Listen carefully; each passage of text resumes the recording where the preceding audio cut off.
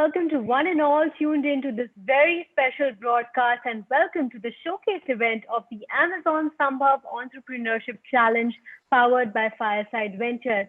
Now in India, despite the COVID-19 pandemic and the lockdown, the startup ecosystem continues to be bullish with the addition of 1,600 new entities in 2020 and the emergence of a record number of unicorns. Now the growth in startups is only possible if there is a robust and encouraging ecosystem. And the Amazon Smbhav Entrepreneurship Challenge aims to foster entrepreneurship by encouraging startups to bring their ideas and present them to the world and take them further to drive impact as well as scale. So for this challenge, we have a total of about 15 finalists representing some of the finest upcoming startups that will continue to script the Indian startup ecosystem story. They will be pitching their ideas to our esteemed panel of judges. So without any further ado, let the challenge begin. And to judge these finalists, let me introduce you to our esteemed jury. Now, first of all, I'd like to begin by introducing our first judge on the panel. We have Parag Gupta, who is the head of Amazon Devices, Amazon India. Now, Parag is an accomplished product manager who heads product strategy professional for over 15 years in high-tech industry. He has helped deliver successful products in telecommunication, wireless networking, web commerce, e-commerce, as well as consumer electronics markets, and has built a strong, lasting partnership to achieve business objectives and develop teams from ground up. He holds a Wi-Fi patent that is in every one of the billion of the Wi-Fi products, and believes that entrepreneurship is at core a drive to do something in a better way. Secondly, we have Mr. V.S. Kanan Sitaraman, who is a venture partner at Fireside Ventures. Now, Kanan has spent over 36 years across sales, marketing, as well as strategy. He has been associated with Unilever both in India and overseas, and he has also been the COO of Dabur India and the CEO of Innovative Foods. Now, he brings on board the ability to understand the finer nuances of brand building at different stages of brand evolution. Well, next, I'd like to introduce you to Dipanjan Basu, who is the partner and CFO at Fireside Ventures. Now, Dipanjan has over 17 years of experience ranging across the e-commerce consumer space, digital brands, the startup ecosystem, investments, and M&A, apart from his deep knowledge in finance, technology, and operations. Now, his key career roles include being the CFO at Myntra and Jabong, as well as the Chief Finance and Operating Officer for Wipro's digital as well as consulting business, where he was responsible for helping M&As and investments in digital startups, among other things. Now, we also have with us Mr. Vinay Singh, who is a partner at Fireside Ventures with 7+ years of experience at Hindustan Lever as a marketing manager for a multi-crore brand, extensive expertise in digital marketing at McKinsey & Co.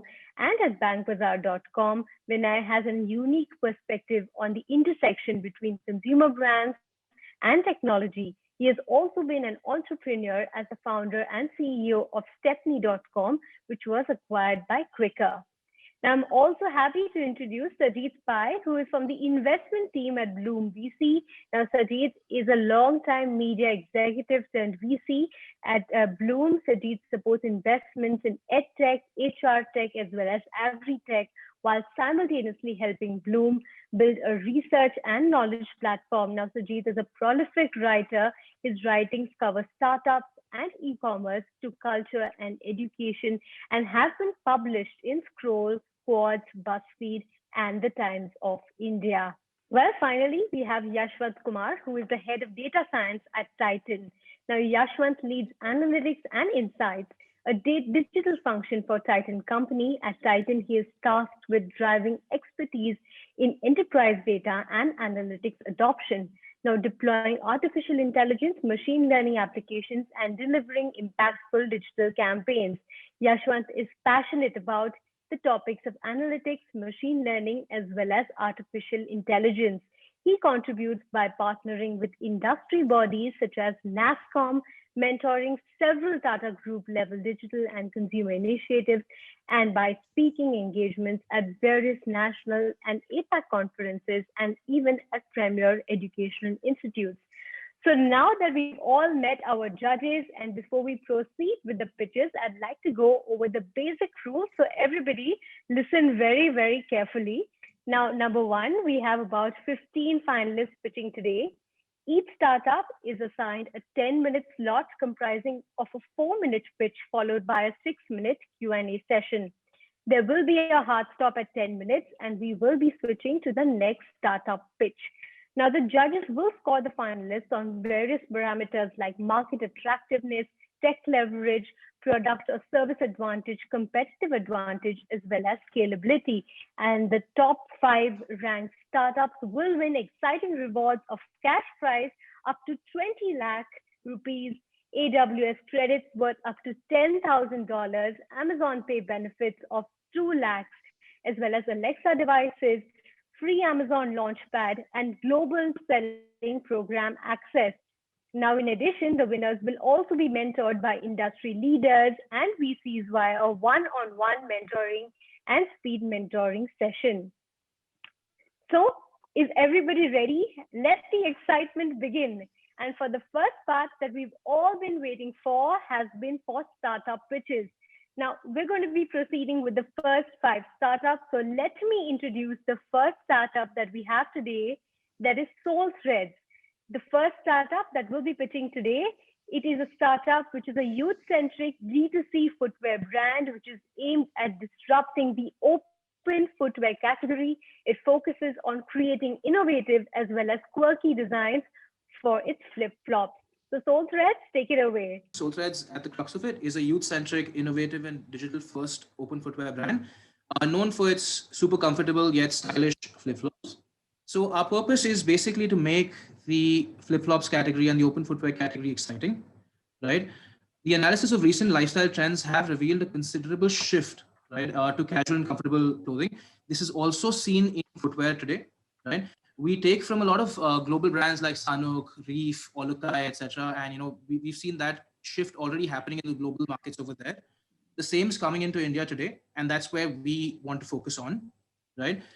We position ourselves as a youth-centric brand, right, for young and free-spirited individuals who seek and enjoy relaxed moments and a comfortable lifestyle, right? We're an innovation-led open footwear brand that provides super comfortable and great-looking flip-flops, right? So we aim to build the go-to brand for the leisure footwear category in India.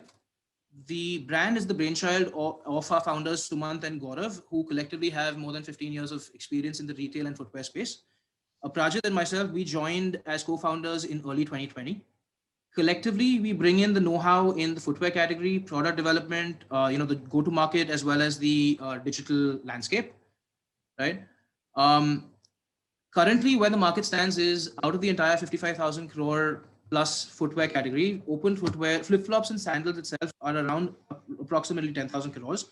And if we slice it by the age and our target audience that we are going after, it's around 3,000 crores direct addressable market, right?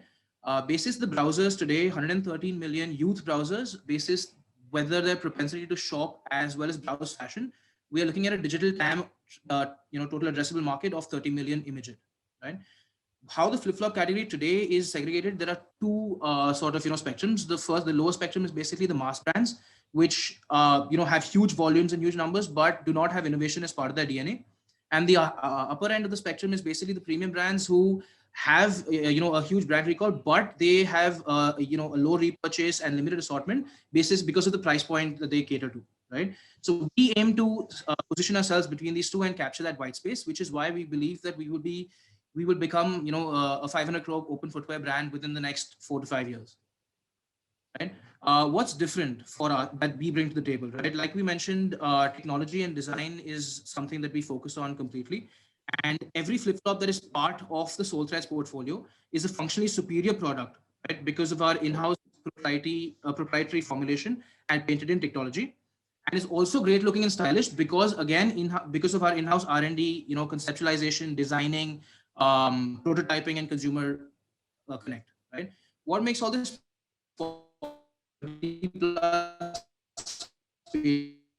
patents in design and technology?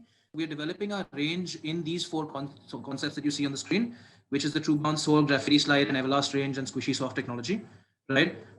Quickly jumping on to the next point. So over 9 months, we've seen some of the best sellers emerge within these categories, right? And we've seen a lot of love from the consumers pertaining to the quality, pertaining to the shelf, to the the life of the product, and to the brand itself, right? We have a huge, extensive pipeline for the future currently, in the works, and we're already sort of we have a 3-year head start in tech and design innovation compared to probably the incumbents or the large players in the market today, right? A couple of milestones that I would just like to cover since we first started our investment in molds and products in November 2019. In 2019 December is when we launched on Amazon, right? We started setting up our smart warehousing facilities in August 2020. This helped us actually, gear up for the Diwali and the festive seasons, etc. And we sort of hit a 1.7 crore NSV in October 2020. We're currently in the phase where we're expanding our retail through Metro Shoes, through our association with Metro Shoes. And we also relaunched our website in Feb 2021. And we're happy to announce that we're in the top 1% globally of the brands in terms of traffic in that particular year, right? What we're also looking at is our numbers on the screen, if you can see. So we've sort of in the 9 months, we've covered around 4 lakh consumers. We've seen, the last quarter, JFM 20, this should be JFM 21, sorry, apologies for the typo, cross around 5 crore NSV, right? And our CM2 is north of 15%. We're completely bootstrapped and we are EBITDA neutral at the moment. This is just a glimpse of Amazon being our largest partner. So just, sorry, 1 second. So we currently sell online and offline. Offline is around 30%. Online is split between our website and the marketplaces. Within the marketplaces. All right, judges. Solstice, I'll have to interrupt you at this point in No time. worries. Judges, we can begin the Q&A, please. So can you talk about pricing with respect to the mass market brands? Yeah. So if you see the category, it's basically, like I said, split into two. There are your Paragons, your Relaxos, your Batas, etc. of the world, which have an average selling price of approximately 200 to 300 rupees. There are Skechers and Puma, Skechers and Crocs, etc., which are average retailing at 1,700, 2,000 rupees. Our average price point lies between 600 and 700 at the moment, right? And our aim is to take this up to around 800, 850 in the next 1 year.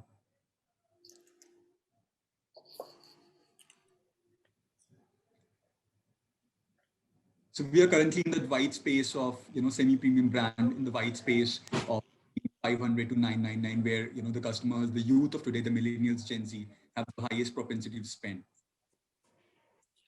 So a couple of questions on the innovation you mentioned. I think clearly nobody has innovated, and there's clearly a novelty factor. So, what would you consider as entry barrier to other players?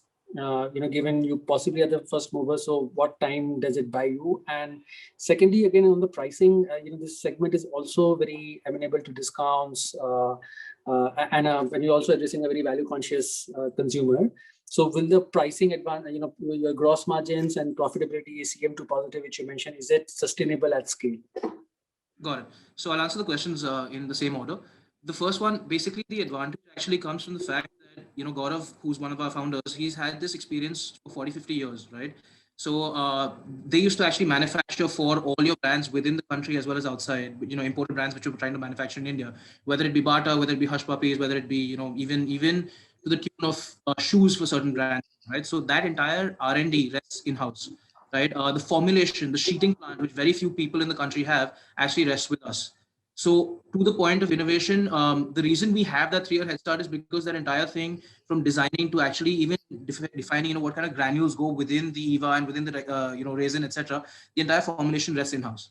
So we have close to over 30 plus patents. The entire core proposition lies in innovation in technology and innovation in design. So we have 30 plus patents, the entire designing, prototyping, conceptualization to the final product development, and then testing it with the consumers before we actually launch it. All of that is in-house. And that's why we said we have a pipeline of a head start of 2-3 years in terms of the kind of products we can launch.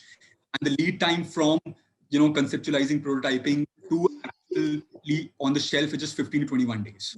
And to the entry point barrier, basically, see, it is an expensive process to set up, right? The entire manufacturing unit and all the components of the manufacturing unit. That is something I think which, because we have in-house, it sort of is our strength and our advantage there. Right. To your second question of the price points, right? So yes, you're absolutely right that there is that white space that we're catering to, but the idea is basically we've been doing a lot of consumer research, and we see that when we give the same kind of quality, say a Skechers or a Crocs can give to the consumer, end up the number of purchases increase, right?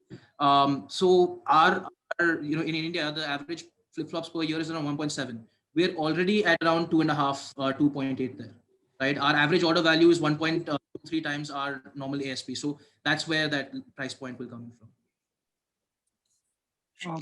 My question is about how would you, given that footwear is probably one of the most competitive categories out there, so what is your long-term scaling up plan?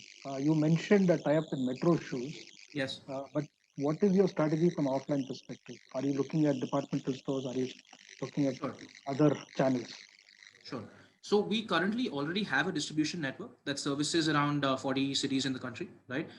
We also have the tie-up with Metro Shoes and a couple of other regional MBOs. The plan for the future is that we will set up two parts to the offline business. One will be to expand within and expand depth within these customers. And the second part would be to actually set up, kiosks, etc., of our own to figure out if we can go the retail route and sort of go into an omni-channel strategy in the next 3 years, right? Because I think online, offline, everything is going to merge together, and I think the player that has this back-end infrastructure in place will be the person that will sort of command that market there. So from we'll be doing our own kiosks, we'll be doing MBOs, we'll be doing distribution, which we currently do, and we'll also be expanding into omni-channel. So though we're a digital first brand, digital forward brand, and D2C and other e-commerce marketplaces will be a very important channel, we will be digitizing the offline space. So like in our omni-channel, GTM strategy, we would want to digitize that, open up kiosks with, people ordering from there, just having a look and, ordering online. So it'll be digitizing the entire omni-channel. Thank you. And you mentioned that you were EBITDA neutral. So one of the questions I had about your distribution strategy in offline was, have you looked at like when you start investing in offline, what will it do to your EBITDA, and how will you like shore it back up to be neutral? Sure. Or better? So actually, sorry, so EBITDA, more than EBITDA, actually the working capital is what we are sort of focusing on, because most of these are SOR models that we'll be going into, right? We estimate that a 3-month product lead time, holding cycle is good enough to ensure our EBITDA remains neutral. And actually, our aim in the next 3 years is not to just remain neutral. We have a clear sight towards profitability and to increase that by actually reducing our CAC. Our CAC currently rests around 120 in the online space, and our offline actually offsets a lot of the EBITDA, right? That being, once it keeps getting stronger, that will actually make it the cushion on the EBITDA will actually become higher. All right, Jadis and Solthred, thank you so much for your questions. And Solthred, thank you for your pitch. Well, moving on to our next startup, we have Protect.ai Labs, which is basically a cybersecurity solution which is designed to protect enterprises from cyber attacks, from zero-day malware, as well as ransomware and other targeted attacks in a post-perimeter world. So Protect.ai, do you want to present? Good evening, and my name is Manish Mimani. I'm the founder CEO of Protect.ai Labs. Digital India, powered by mobile revolution, one of the biggest success story of Indian economy. If you see interesting stats, 350,000 mobile apps developed by Indian organizations, 600 million smartphone users in India, and 2.2 billion UPI transactions just in the month of March. Amazing, I mean, totally amazing in terms of digital and mobile revolution. But once it comes to security of mobile apps, mobile devices, and transactions, where are we?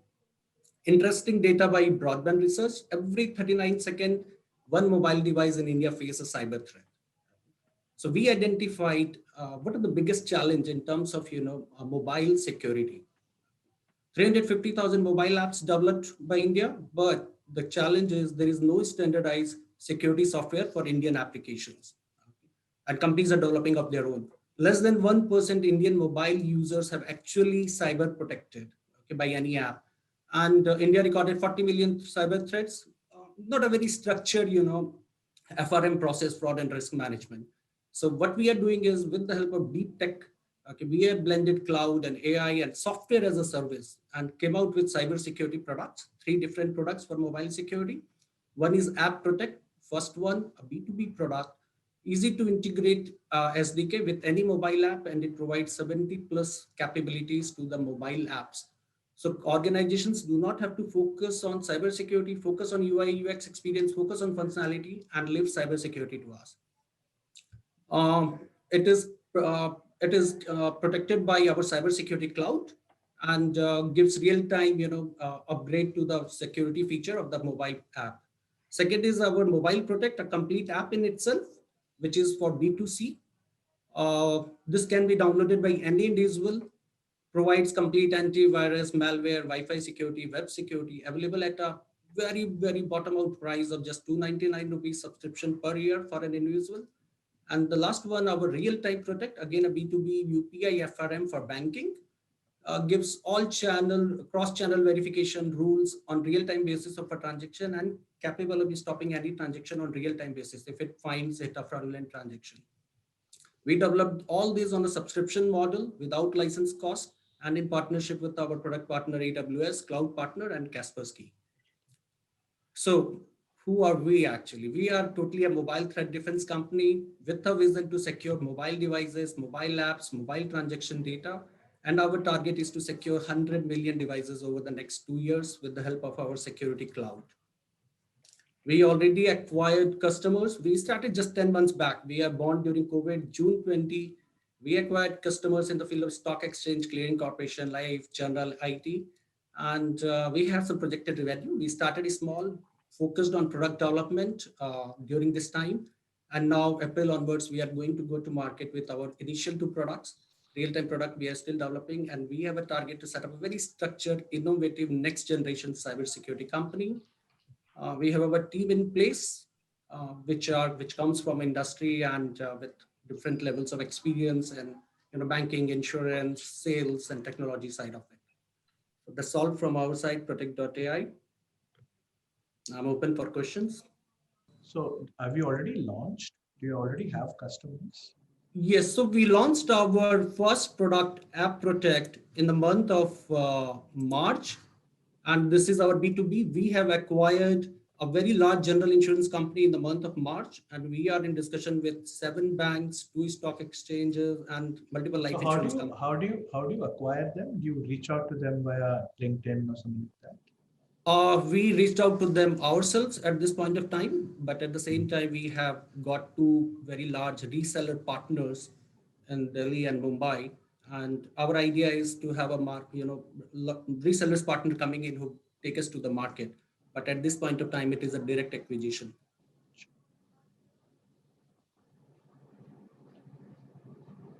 Hi, Manish, this is Dipanjan here. I have 2 questions. One is, if you can give some flavor on whom you're competing with.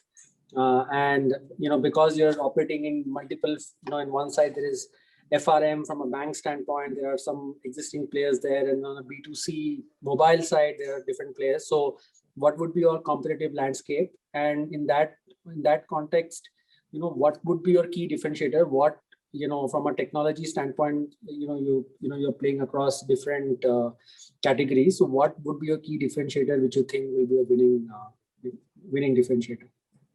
So, well said. I mean, in terms of App Protect, our first mobile application security, there are some players in the US market, but we are the first company in India to have locally developed this solution. And we have a competitive advantage that we understand how the Indian consumer behaves, what are the kind of fraudulent practices which are happening onto the ground. So our experience is far more local. So we have some competition from companies like Lookout from US, from Checkpoint. Okay, but in India for App Protect, there is no competition as of now. For Mobile Protect, it's a generic software because we developed an app protection software. So for us, it was a logical extension to create a complete mobile device security, an app which can be sought by everyone.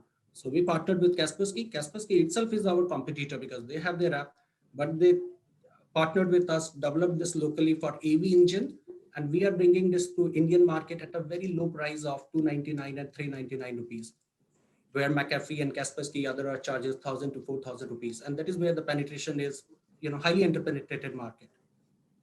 And Real-Time Protect is again an extension of our B2B app Protect, because we capture a lot of events on the ground. So there are some products from US markets. Again, ACI is one of them, who are FRM service provider in India. There are one or two local companies called Clarify. Okay, they are also based in Singapore and in India, and they have acquired few customers. But we still see a lot of gaps, because out of 150 odd banks, very few of them had still implemented FRM for the mobile banking and UPI banking. Regulations are happening, and this market has opened up. We have done benchmarking with our competitors.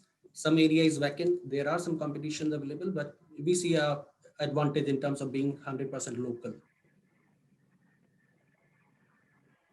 Manish, this is an area where things keep changing. New malware, new viruses. How are you going to stay ahead of the game? Yes, so that was a tricky part, because we are focused on developing or understanding all those latest next wave of cyber threats. So we partnered with Kaspersky.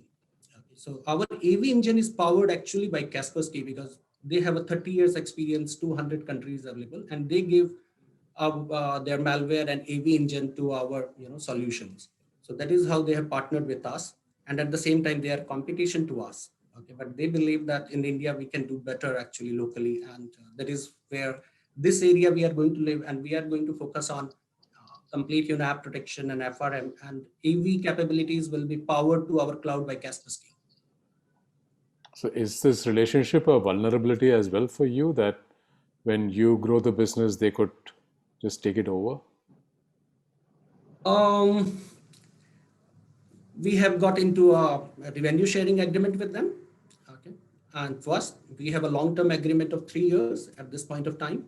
And we believe once we have 100 million devices coming in, we will be intelligent enough to understand those behavior and develop some capabilities related to continuous scans and AVs and malwares.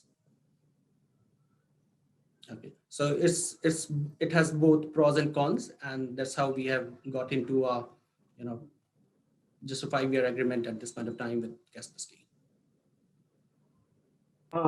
If I may, I had 2 questions, Manish.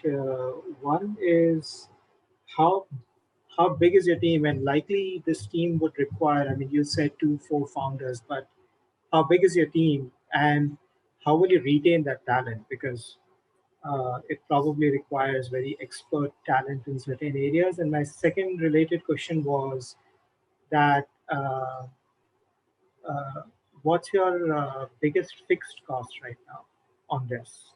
I know you mentioned AWS, but if everything is going on cloud from App Protect, Mobile Protect, let's say you become really, really big like you want to, then what's the challenge in the fixed cost then? So we are a team of 21 people at this point of time, all R&D engineers developing products. Okay, at least 15 of them, and 4-5 supporting staff. I consider myself as a supporting staff only. And yes, talent is key for us, and that's how our founding members are there to design and develop this technology. We hire people from triple ITs, BETS, AMS to build our team of freshers, as well as we hired from the market. We are investing a lot at this point of time. We are a bootstrap company, but we have invested actually. This year was all about investment, and we get handsome bonus, and we have a SOPs plan which is coming in. So we are very close to our employees in order to retain the talent. And certainly, I mean, being a SaaS company, our cost will be higher in terms of hosting, but we have support of AWS as of now, and we plan to break even this year. All right, gentlemen, I think time is up for Protect.ai. Thank you very much for your time. Well, now moving on to our next startup that's on the list, which is Aryadhan. Aryadhan endeavors to make agriculture finance an over-the-counter offering while covering possible risks effectively. It bridges the critical gap in availability of finance through innovative product structures to help farmers improve their earnings. Aryadhan, it's your time to project. Good afternoon, and thank you very much for providing us this opportunity to come and present ourselves. So I'm here with my colleague Chatanathan and co-founder. We are here to introduce you to our ag fintech startup Aryadhan Financial Solutions, which works towards providing agri post-harvest finance to farmers, FPOs, and small players closer to the farm gate. Now, as you know, farmers are forced to sell their produce immediately after harvest at distressed prices. Intermediaries and larger traders, on the other hand, make a larger profit by procuring at this time and storing the produce before selling it at a higher price. Now, this is possible primarily because they have access to post-harvest storage-based finance from banks. Farmers, on the other hand, do not. When you observe the agri post-harvest ecosystem, production happens closer to the farm gate or at the farm gate, which are primarily the primary and secondary agriculture centers. Most of the visible storage and trading, on the other hand, happens in the peri-urban tertiary markets like in Azadpur near Delhi, Navi Mumbai near Mumbai, Kota, Yashwantpur, Nagpur, etc. Now, this is where all the banks are, and so are their customers, that is the intermediaries and the large traders. But if you observe data, you find that only 1/3 of the total India's production reaches the tertiary market, that is these peri-urban markets. And 2/3 of the production is lost in either food loss or in the opacity of transactions closer to the primary and secondary markets. And not surprising that out of the total potential for post-harvest finance of about 140,000 crores, banks cater to only 40,000 crores of that. And that too with an average ticket size of about 1.5 to 2 crores. Now, it is that context in which Aryadhan operates. Now, Aryadhan works towards democratizing post-harvest finance by leveraging technology. We work in the here and now of the farmer. You would have banks complain about low ticket sizes, no credit history, or lack of collateral. Aryadhan, on the other hand, works with what is available with the farmer, and that is her produce. Now, we work in the smaller primary and secondary markets with warehouses that are mostly underutilized and offer warehouse receipt-based finance and other commodity-based loans to avoid distressed sales of farmers. These secured loans also ensure negligible credit loss for us. Now, we operate through an integrated digital platform where we work towards digitizing each grain bag of the Indian farmer. Using artificial intelligence and IoT-based technologies, we assess the quality of the produce right at the farm gate and also at our warehouse. Now, once this stamp of quality is added onto the commodity, this commodity physical balance is converted into an electronic balance which can be offered as collateral for a loan which either Aryadhan can offer or Aryadhan can co-lend with other banks. We sanction loans on our digital platform in less than 5 minutes. We understand that lending is not a standalone solution. It cannot be. And hence, it's important to ensure that when the time is right and the customer is willing to sell the commodity at a price which is higher than what it was when it was stored, we help them sell the commodity through our own platform. And since we assess the quality right from the beginning, this provides an assurance to buyers. Now, when the buyer procures the commodity, part of the sales produce go towards closing the loan, thereby freeing up the farmer and the small borrower from the stress of cash flows. Now, if you see our journey, we started out in FY 2018 as an NBFC. We've already broken even in FY 21, in the March of 21. And we have had an EBITDA of about 8.2 crores. We've closed the year 21 at a book of about 172 crores, which was 64 crores just before COVID hit, or at the time when COVID hit. And we've reached about 21,000 farmers through farmer producer organizations and by working with them directly. We also work with close to about 1,000 small aggregators that work in these smaller markets. Now, as a business, 90% of our business happens to be in primary and secondary markets. And as of today, we cover about 73 districts. 40% of our borrowers are first-time borrowers. Now, as per the data that we have, 20 to 30% higher income has been achieved just because farmers are avoid selling at distress. We've completed disbursements of over 500 crores in 3 complete cycles, and we have 0 NPAs. We have 130 crore equity base, and we look at growing at more than 3x every year. Now, these are technologies that we've been able to deploy where warehouses do not exist. As you go closer to the farm gate, you find that warehouses do not exist. We've been able to innovate on storage technology, which is IoT enabled, to assess the quality of the produce on an as-is, where-is basis. And we set up these storage structures in less than 3 days' time. Also, if you look at one of the key risks in this business is that what if the prices actually go down when the farmer stores or the FPO stores? We are the only NBFC in the country which collaborates with Rabobank of Netherlands to offer a price risk mitigation guarantee.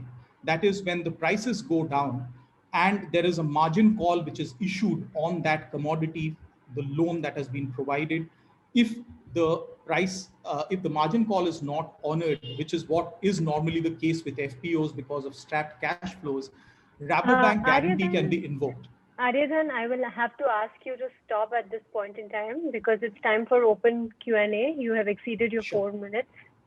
Judges? You already raised 130 crores, is it? I saw that. That's the equity. Yes, that is right. So, Prasanna, this is Yashwant. I understand the post-harvest credit is largely required for financing labor, which is the labor required for the output. But in the solution which you have detailed, this is a post-harvest once the output is ready and it's made available at the warehouse, is when the farmer can really apply for a loan. So how are you going to manage this part? Because from my understanding, limited though, farmers need loan for labor, which is really to pick up the produce from the ground and have it loaded and taken up to the center. That is one part. Yashwant, thank you for this question. Actually, labor payments and other immediate post-harvest payments are a small part of the requirements, and which is why, and also there are sustenance needs of farmers, which is why farmers tend to sell their produce immediately after harvest at whatever prices that are available. Now, if you see immediately after harvest, the prices are normally low because the supply is high. And that is the time when traders and intermediaries procure this commodity from farmers. They store it and then they wait for the prices to go up and sell it when the prices are right. Now, what we do as an organization is to offer loans to farmers and help them store closer to where they are at the farm gate using warehouses and other storage technologies so that their immediate cash flow needs are met. Now, out of these payments or out of these loans, part of it may go towards labor payments, part of it may go towards other sustenance needs of the farmers. And that is why this product is extremely relevant. It helps stop distress sales of farmers immediately after harvest. Sure, but the loan process can only be initiated after the crop is harvested. Is that correct? Right. That is once, right. Once so the produce comes into the warehouse, actually, slightly moving ahead, actually, the loan process sanction starts prior to the goods coming into the warehouse. Disbursement happens as soon as the produce comes into the warehouse.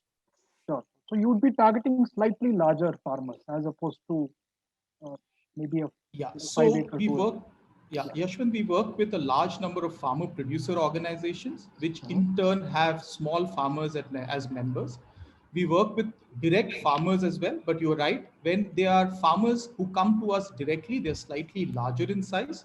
But our core product or our core clientele is the farmer producer organizations, which are organizations of close to about 600 to 1,000 smallholder farmers. But just to address this question further, we are actually size agnostic. Just to give a perspective, actually, we have loans lent to sizes of 25, 30,000 rupees as each disbursements also. Because once the warehouse is there, the farmers comes and put the produce, the process remains the same. So size really doesn't matter. So even if it's a small farmer putting the produce there, I think as far as the process is concerned, it's the same. Prasanna, what's the source of financing and what's the spread? So here we operate through equity as well as we leverage it with debt. Our cost of funds today are in the range of about 10.8%, and we lend with an IRR of about 15%. How much is the leverage, Prasanna? So as of now, we closed an equity round just in December. So as we speak today, we are at about 1.1:1.3. But before the equity raise, we had touched about 1:1.3.5, 1:3.5. And we are quite confident that even with this higher equity, we would be able to get to about 1:3.5. I think next March numbers would move towards 3.5. And the source of debt financing is? We have banks as our lenders. We also have DFIs as our lenders. We have responsibility as our lender. We have banks like ICICI, DCB as our lenders as well. And Prasanna, you mentioned that one of your key... Go ahead, Dipanjan. Yeah, so you mentioned one of your key value add is to also connect them to this, buyers, and that's how you kind of mitigate your risk.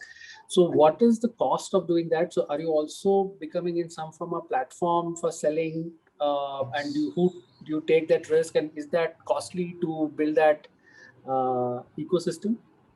Not exactly. Actually, we are a platform. So when you come into our platform, you would see the ability to identify a warehouse closer to where you are.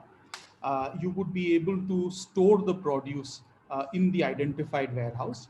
You would be able to access finance for the produce that has been stored in the warehouse. And you would also be able to sell the produce on the platform itself. Now, because of these linkages, we have a large number of buyers also accessing us, and which is what we enable or leverage in order to sell. Now, if you see, each of these are layers of services built upon each other. So it's that same bag of commodity on which you provide storage, you provide finance, you provide market linkages all together. And that is how it really works. All right, we've hit a hard stop out here. Aryadhan, thank you very much for your pitch, and thank you, judges, for your questions. We're going to move on to the next startup. So without any further ado, let me go to the next startup, which will be pitching, which is Slurp Farm. Slurp Farm offers healthy and preservative-free snack and meal options for children made from traditional grains. They've been using indigenous ingredients like ragi, millets, as well as lentils, among others, in contemporary ways since they launched back in 2016. Here, I'd also like to mention to all the jury members and participants that Fireside Ventures is one of the investors in Slurp Farm, and hence we will not be considering scores of the jury representatives from Fireside Ventures for this pitch. The scores of the other 3 jury members will be doubled and considered for Slurp Farm. So go ahead, Slurp Farm. Thank you. Hi, I'm Meghana Narayan. I'm the co-founder of Slurp Farm. And along with Shorabi Malik, we are building India's most loved kids food brand. So, the world is facing a very, very real nutrition crisis. Not just in India, but across the world. 1 in every 4 children is either undernourished, malnourished, or obese. 90% of children in India are protein deficient or anemic, and this is across income group. We have really forgotten how to eat and how to feed our children. The grocery shelves are lined with products with maida, chini, dalda, and a cocktail of various artificial preservatives and added flavorings and colors and so on. Broadly, wheat, rice, have dominated the plate, right? So in terms of grain diversity, for the past, over 10,000 years, India used to be known as the place for, enormous grain diversity. And over the last 70 years, wheat and rice have broadly dominated our plates. And we're running out of water to grow it. Millets, where we used to grow over 4,500 varieties of millets, have now dwindled down to a much smaller 8-9 types of varieties. These are climate smart grains, which are born organic, good for the farmer, good for the planet, and nutritionally fantastic for you. And that's what we're trying to do. We are trying to bring what we call grandma tech back, which is undoing the damage that the food chain, the food chain has seen, and really bringing tradition back to the center of the plate. So what we do at Slurp Farm is where we use traditional grains like millets to make lots of yummy products that are really easy to make, really convenient and affordable. So these are cereals, porridges, dosa mixes, pancake mixes, and so on. The science is very clear. In a nutshell, if a child is fed well in the first 1,000 days of their life, it determines far superior lifelong health outcomes. And what is happening, as Meghna said earlier, is that the food industry is creating patience for the healthcare industry, and we want to change this. Why are we the right people to do this? We are three friends on a mission, and we see a large opportunity to create a business which is a force for good. Meghna has been a national level swimmer for the Indian national swimming team and has won 400 gold medals. Nutrition has always been a big part of her life. She also started the public health practice at McKinsey, India, is an MBA from Harvard Business School, and has also been India's Rhodes Scholar to Oxford University. I have worked in the consumer healthcare M&A practice at JP Morgan in London and at the Virgin Group holding company in Richard Branson's core team, and I've studied at Cambridge and St. Stephen's College in New Delhi. And Umang, who is the brand director and has created the visual language of how Slurp Farm looks, has worked with amazing clients like ITC and IDEO and has a very strong graphic design practice. So that's the three of us. We have put together a wonderful portfolio of products that exist in categories where large incumbents, pretty much from the time all of us on this call were children, are the only people running monopolies. And so therefore, we go after breakfast and snack time. We don't go after small categories, and we're trying to build, there's a pet food aisle in most grocery stores. We're building the children's food aisle, and there is, it's really fun to be leading that initiative. We have touched about 800,000 customers and have revenues of about a little over 1 crore a month. We are available on all major online platforms, including our own website and e-commerce retailers in several different countries. And we feel that the time to build an honest brand in India is now. E-commerce and social media are lowering everybody's barriers to entry, and you're able to build this personal connect. And we use the analytics that we get from that to become closer to our customers. This will be a hard stop. Yeah. Sorry. All right. Are there any more key points? One more. We're very ambitious and want to build a very large brand. That means feeding a lot of children and really sort of, living true to that demographic dividend promise that India keeps talking about. Cool. What does your product cost? Like a cereal, what would it cost? So basically, a per meal cost is about 20 rupees. But it's a pack, like about 299. Yeah. And how does it compare with like Kellogg's? I know they're different things, but roughly what would it compare with? 2x of that? No, about 30-35% more expensive. We price to make sure we are not excessively premium. Obviously, using better ingredients comes at a cost. We're very mindful when we make a product to make sure that we don't go down this extremely niche route. So we have products which are priced from 20 rupees up until 299 rupees. 300 rupees is our most expensive. Sure. And what is your contribution margin? As in your gross margin less cost of acquisition? 65 to 70% for every product. Is your contribution margin? No, gross margin. Gross margin. And roughly what would be the cost of acquisition? Of a customer on what channel? On online channels? Anyway. I guess Facebook It's is hard. funny thing nowadays. It has been anything from 250 rupees to 500 rupees on online channels. And once we get a customer, we have 40% retention ratios on Big Basket and Amazon, also on our own website. And people tend to buy multiple times repeatedly. So our cohorts over a year are very strong. Very nice. Hey, just so I understand, is it the pictures you showed were largely toddlers? Is it more Gerber's or Kellogg? It's children under 10 years of age. Okay, so Nestle, Gerber's. Yes, that too. Yes. Okay, so why is it 40%? Why do you think, where is the 60% leakage? Oh, because I wish that I had ITC and Unilever's distribution, and we're working on it. We're very certain to get there. So that was my next question. I think that was the answer. So what are you, so distribution, right? I know you're online, but is there an offline distribution plan? I think you showed some racks that you were trying to create. Yeah. And where would you fund that from? Is that through your gross margin that you have? Correct. A great question. Firstly, I'll be really honest. We started out by building an offline business. Okay, we were in 22 cities at the time when COVID happened in India. And I think COVID made us realize that you burn a lot of money building an offline business. We will get there. We're very ambitious. We want to do it. But now we've learned how to do it and the sequencing of it. So we have gone very heavy on our digital expansion and actually grew 3 times from last year, this time to today. And I think as we grow that digital presence and customer knowing us, from your mouth to God's ear, the money will come and we will build a big offline business.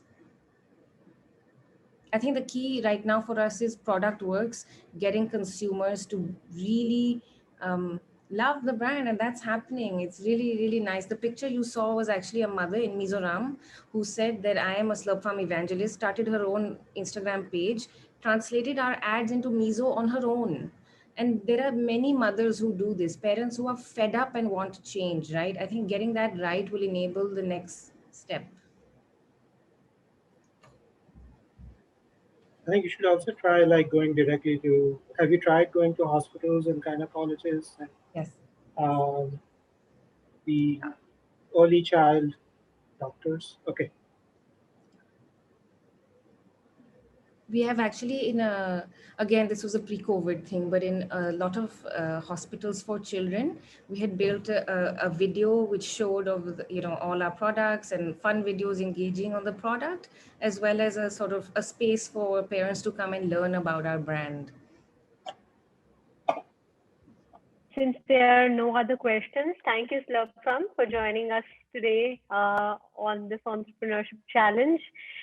Moving on to our next startup, we have Aryadhan. Aryadhan-based Aryadhan Automations is an edtech startup focused on imparting STEAM-based experiential learning solutions through trending technologies such as design thinking, drones, aero modeling, and space ed. They offer both B2B offline models directly to schools and D2C models to K-12 students online as well. Aryadhan, take it away. Good afternoon. Thank you all again for extending us this opportunity to be selected as the top 15 at the Amazon Smbhav Challenge. So as mentioned, so this is me, Vaishnav, and I'm co-founder of a tech startup called Aryadhan Automations, and we are focused on imparting STEAM-based experiential learning solutions, that is science, technology, engineering, arts, and mathematics, to K-12 students through trending technologies such as aerospace, design thinking, space ed, and much more. So our team, so me, Ashish, and Neha, we've all done a graduation from UK, different universities, have got experience in business development and K-12 education in different startups, and even back in UK. Neha has also worked with NASA on 2 different projects, and our CTO, Mr. Nitin, has got more than 8 years of experience in product design and development. He used to run his own CAD center before joining us. So all our products, kits, and everything are designed and manufactured by us own.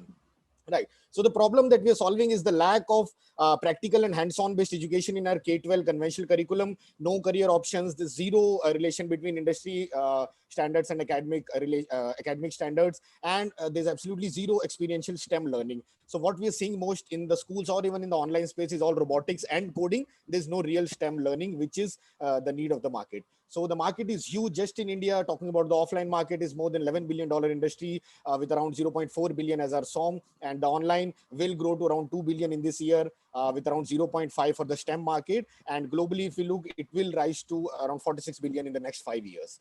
Our solution, pretty straightforward, experiential learning solution to bring out these 21st century skills such as, creativity, innovation, problem solving, to make them the next big aviator, designer, scientist, as our tagline says, through STEM products, working prototypes, and there are no science projects. It's all real working products. So we have both online and offline models. The online model works pretty straight. We have offerings starting from 15 sessions to 300 sessions. With 1:1 or 1:4 tutor-led sessions, and the major part is the STEAM DIY kit that we sent it to their homes, and it is a very robust and environment-friendly zero-waste kit, since it apart from including the models or the prototypes which the course that the student chooses, the box itself will also become a plain using few electronics which are already in the box. It's a very zero-waste kind of kit, and we are trying to get to become the first company in the edtech space to sell their product-based STEAM DIY kits as a course as well.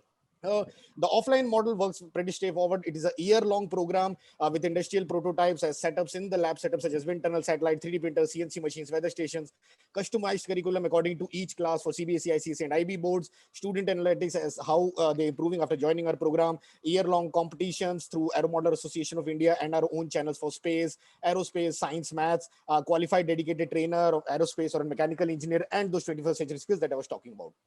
Business model in the online is pretty straight. We charge anywhere between INR 550 to INR 850 per session, and once we break even, we are looking at around 57% gross margins. And so we are looking at a 7-level journey for a student. By the time he finishes the 7 level, we will make sure he builds his skills and competencies to look for career or entrepreneurial opportunities in the domains of aerospace, space, meteorology, drones, designing, and related industries. The offline market business model, so we charge INR 6,000 per annum per student for a minimum of 400 students, and we tie up with the school. So out of the 24 to 30 lakhs collected, we take the lab cost fee and we take the trainer's salary, and the remaining is distributed between school lenders, and we get around 53 to 54% EBITDA margins in the offline model. We already have a traction of around 1.3 CRs with 9 schools and 300 students enrolled across them. And looking at the competition side, so there are few players in the STEM section such as Tinkerly, Avishkar, Kreya, but again, they don't have any real STEM products. It's all robotics and experiential learning. And then we have players in the edtech space like Byju's and Whitehead Junior, but again, they don't have real STEM working products and no dedicated trainer or integrated curriculum and all. So we're looking at around 500 to 1,000 CR business in the next 3 to 5 years with around 2,000 schools, taking a very humble approach, and around 2 million students online. Again, taking a very humble approach because we're already trying to work out with partners, channel partners who have more than around 100 to 200 schools per channel partner with them.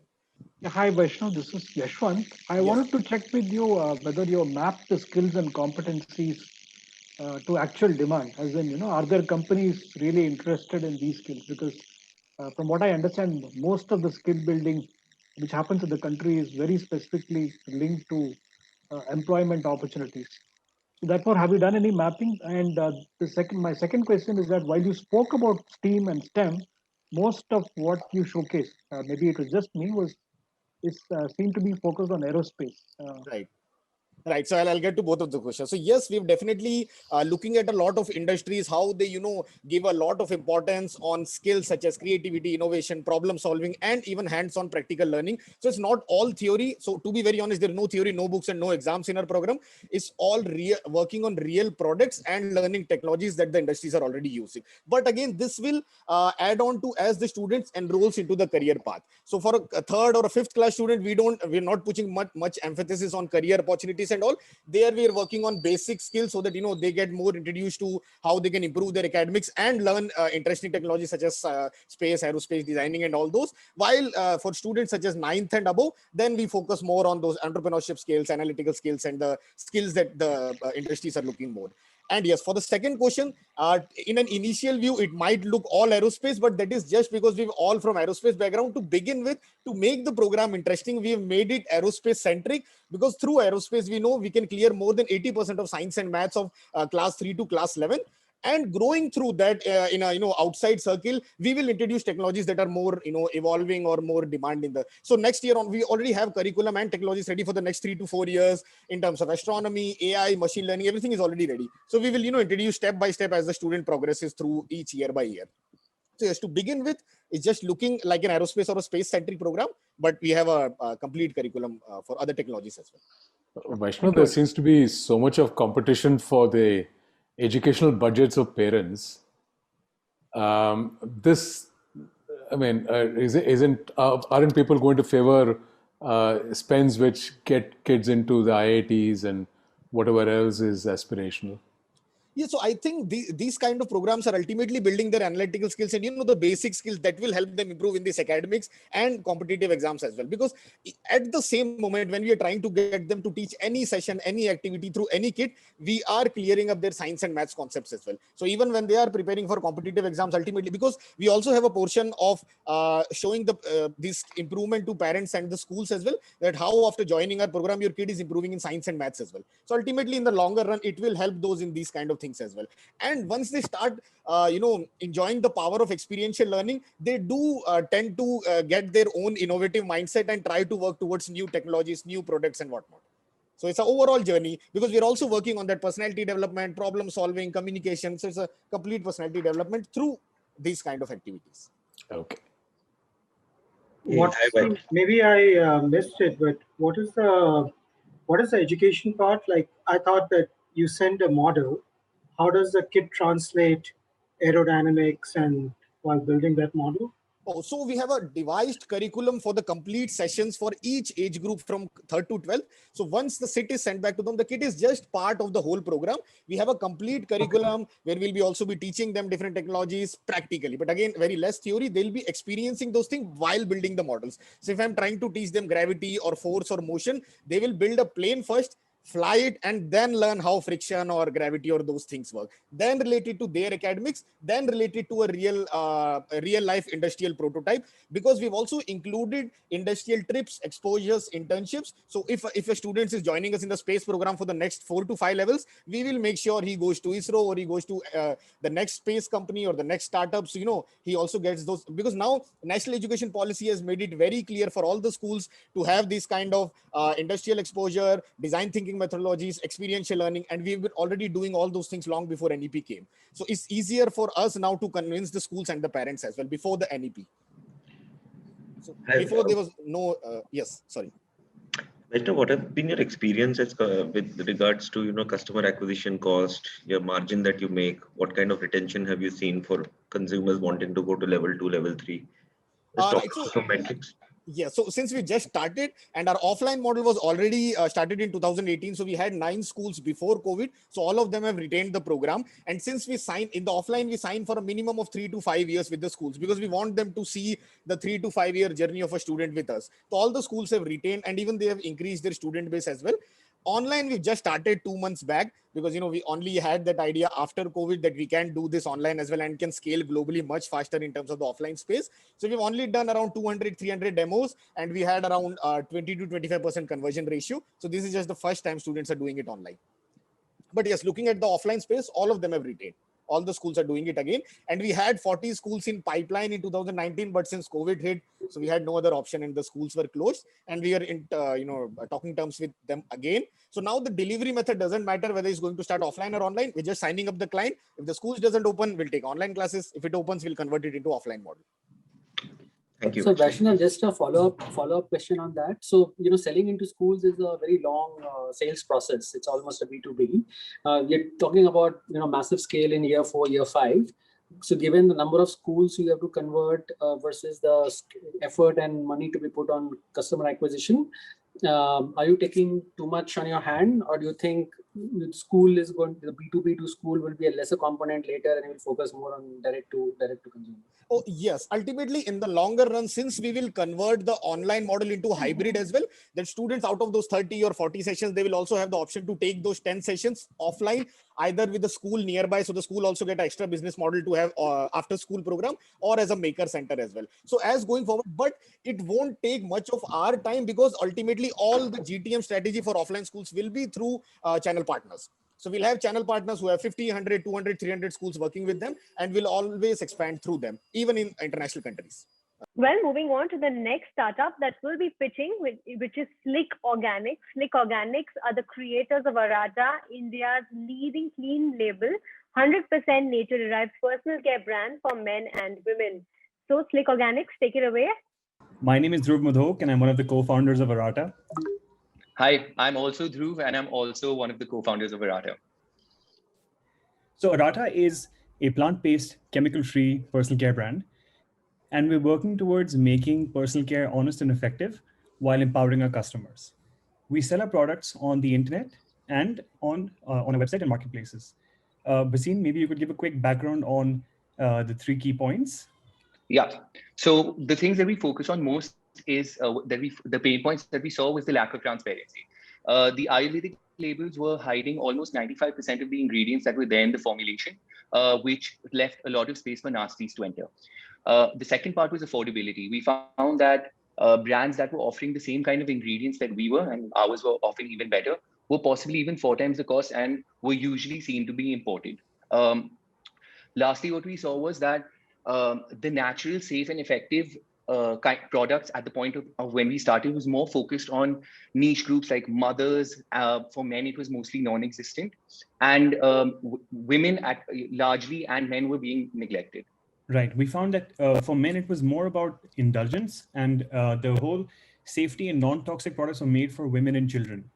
So not only are products safe and effective, they're also innovative and unique. So we have our flagship product, which is the natural organic hairstyling flaxseed gel, which is our bestseller. We also have our fluoride-free cinnamon and chamomile toothpaste. So what we're doing is making non-toxic personal care exciting and indulgent for both men and women, as well as for the young and the old. And we're doing this at a relatively affordable price point. In terms of addressable market opportunity, the personal care market is about 20 billion and is set to be at about 30 billion in the next 8 years. Within this category, we're seeing natural and clean is the fastest growing segment, and we're happy to be a part of it. We are arguably the most sustainable and conscious DTC brand, DTC startup in the country today. We are using only 100% plastic, post-consumer recycled plastic for our bottles, and up to 75% post-consumer recycled plastic for our tubes. Basim, maybe you can give a... Yeah, I'd like to show you a quick example. This is our standard shipping box. Inside, fully sustainable. Inside it is a cool cloth bag. Got some cool communication on it. It's reusable. And inside it is the actual product. So this bottle you see is 100% recycled plastic from either landfill or the ocean. No secondary plastic, no plastic whatsoever in any of this packaging. And this is how it goes to our customers. So as you can see, we haven't used any shrink wrap. We haven't used any bubble wrap. We're going absolutely zero waste as far as possible. We also disclose every single ingredient on our label so customers can make informed decisions about what they're using. That being said, there's no trade-off between our products and those that are made of synthetic ingredients. Our products are equally, if not more effective. And we're doing this while ensuring premium packaging, premium communication, premium ingredients, fragrances, and ingredients. We love having innovative tech features on our website. For example, what you see on your screen is the Clear For Me integration, which allows you to check and see exactly what each ingredient is and what it does. We've grown since we began. So year 1 was 1 crore. Second year was 4.5 crores. Even in COVID year, we did 9 crores and we're projecting 25 crores in the coming year. We're the first brand in India ever to receive an EWG verification from America. It's a marketing asset that we hold forever. We are also the first Indian brand to partner with Clear For Me for the ingredients that I had shown you earlier. We're PETA certified, vegan and cruelty free, as well as Australia certified toxic free. We've grown 10x in the last 2 years. The most important success for us that we see very, very strong cohorts. We see customers coming back regularly. Recency and frequency is very high.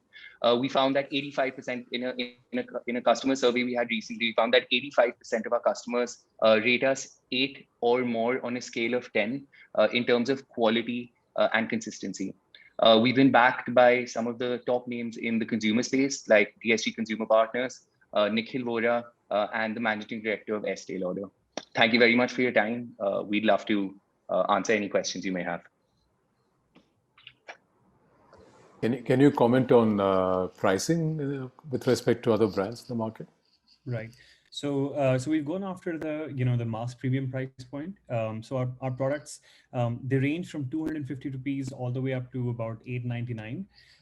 But our average order value, which is about 1100, and which is about 1.5 products. So you can see on average our products, the majority of our the best selling products are all priced between 5 to 650. And since the EOV is 1100, we're looking at about 1.5 items per product. Yeah, and also just to note here that because our cost of production is exponentially higher than most other DTCs, we also did our price discovery in a manner to ensure that the quality of our ingredients never comes under question. So does it mean you compromise on gross margins? Yes. So we've had, relatively speaking, we can further improve our gross margins. When we started the company, we were using virgin plastic. Our gross margins were 81%. After we introduced recycled plastic, which is the plastic which came from the oceans and landfills, the gross margins went down to 65%. But what we're doing is we're scaling up, plus working on better terms from our suppliers. And what we've seen is as we achieve scale, we're improving our gross margins. We're currently at about 75%. So even though our margins could be better, it's still a healthy margin at present, which only gets better with scale. You're presently selling on your own channel or on Amazon? What's on our own channel, as well as on Amazon and other marketplaces. Our website contributes to about 45 to 50% of business. And the other marketplaces give us about 50%. And in terms of cost of getting a customer, what's the number like? It's about 450. So are you contribution positive right now in the sense of gross margin minus cost of acquisition? So our CM2 is about 15%. So yes, for the most part, we do have some, between 0 and 10%, contribution. Depending on how aggressive we've gone for the month. So if you can share some perspective on your product pipeline, what is in store and how large you see this business, let's say in 3 to 5 years in a way. Yeah, so I like to I think both of us will have a different answer to that, but I think as far as the NPD is concerned, we've got about 17 products as of now, 17 individual products. Something that's super interesting that happened to us, if you ever go on the Errata Instagram tagged section, you'll see that we are pretty much taken over by the curly community. So this is essentially and mainly curly women. Now, this is something that happened to us by chance, not by design. What we found was that the curly girl and the curly styling community was highly underserved. So even though we launched as a unisex personal care brand that was offering a hair gel and a hair cream that traditionally would have we thought would have been used by men, actually got very quickly absorbed by the curly girl community because they were so highly underserved. They were using products like Himalaya and Brill Cream. So what essentially happened is that they led our trajectory for growth. Our hair gel and hair cream, our styling products and our hair products being constituting about 60% of our business at this point in time. So because we've kind of seen, we've got now a data set to show that, okay, this is like a 300 crore market currently. It can be a 400, 500 crore market, in the coming few years. We stand right to kind of own possibly even 10 to 20%. Go ahead. If we jump in, we're going to be launching our curl range, which is specifically for people with specific, styling needs. So for people with wavy and curly hair, like as Basim mentioned, that's a very underserved market. We're also launching into the skincare range, with a focus on face care, because that's also one of the fastest growing spaces. And we believe that there's a lot that can be done with, plant-based ingredients. We've seen it around with, vitamin C's and niacinamides. We can do all of that and more. We're going to be doing all of that and more with, plant-based ingredients, chemical-free in a sustainable fashion. We're also looking at, deodorants. So a plant-based, roll-on deodorants and, mist sprays. So if to summarize, we're looking at curly, products, for styling, because we've already demonstrated product market fit there. We have scale there. There are evangelists over there. Then we're going into face care, and then we're going into deodorants. So there seem to be a lot of activity in the clean label personal care space.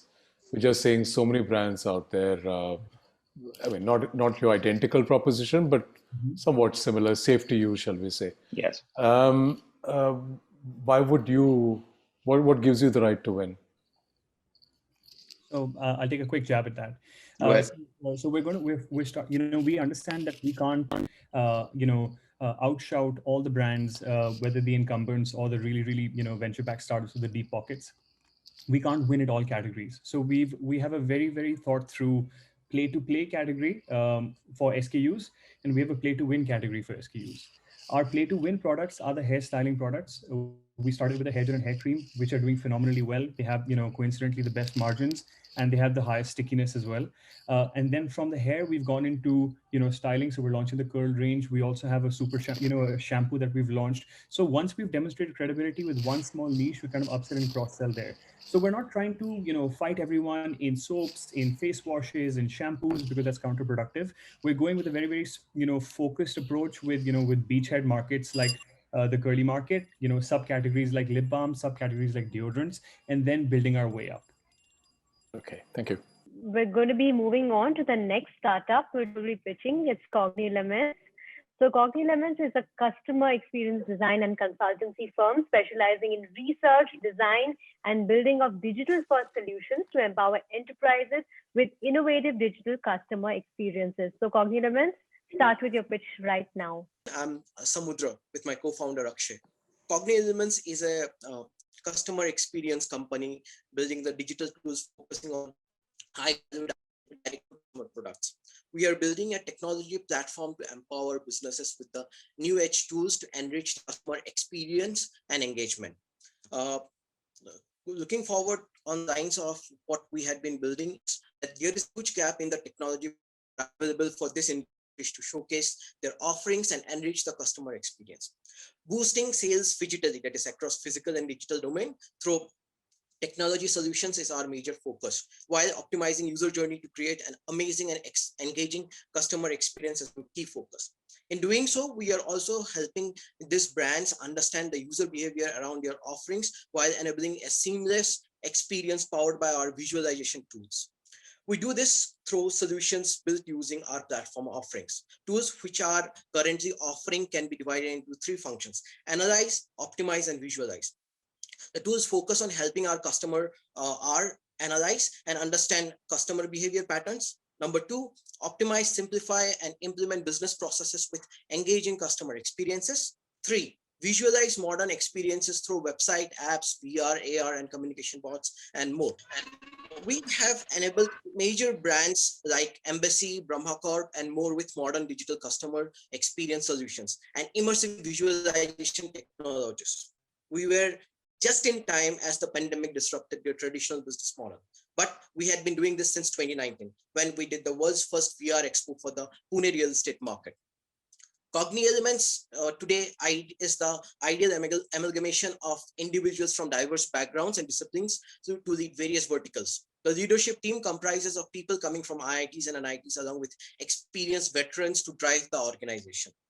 All chiefs today take the responsibility of driving the organization responsibilities, goals across their verticals with a young dynamic workforce of 32 plus individuals.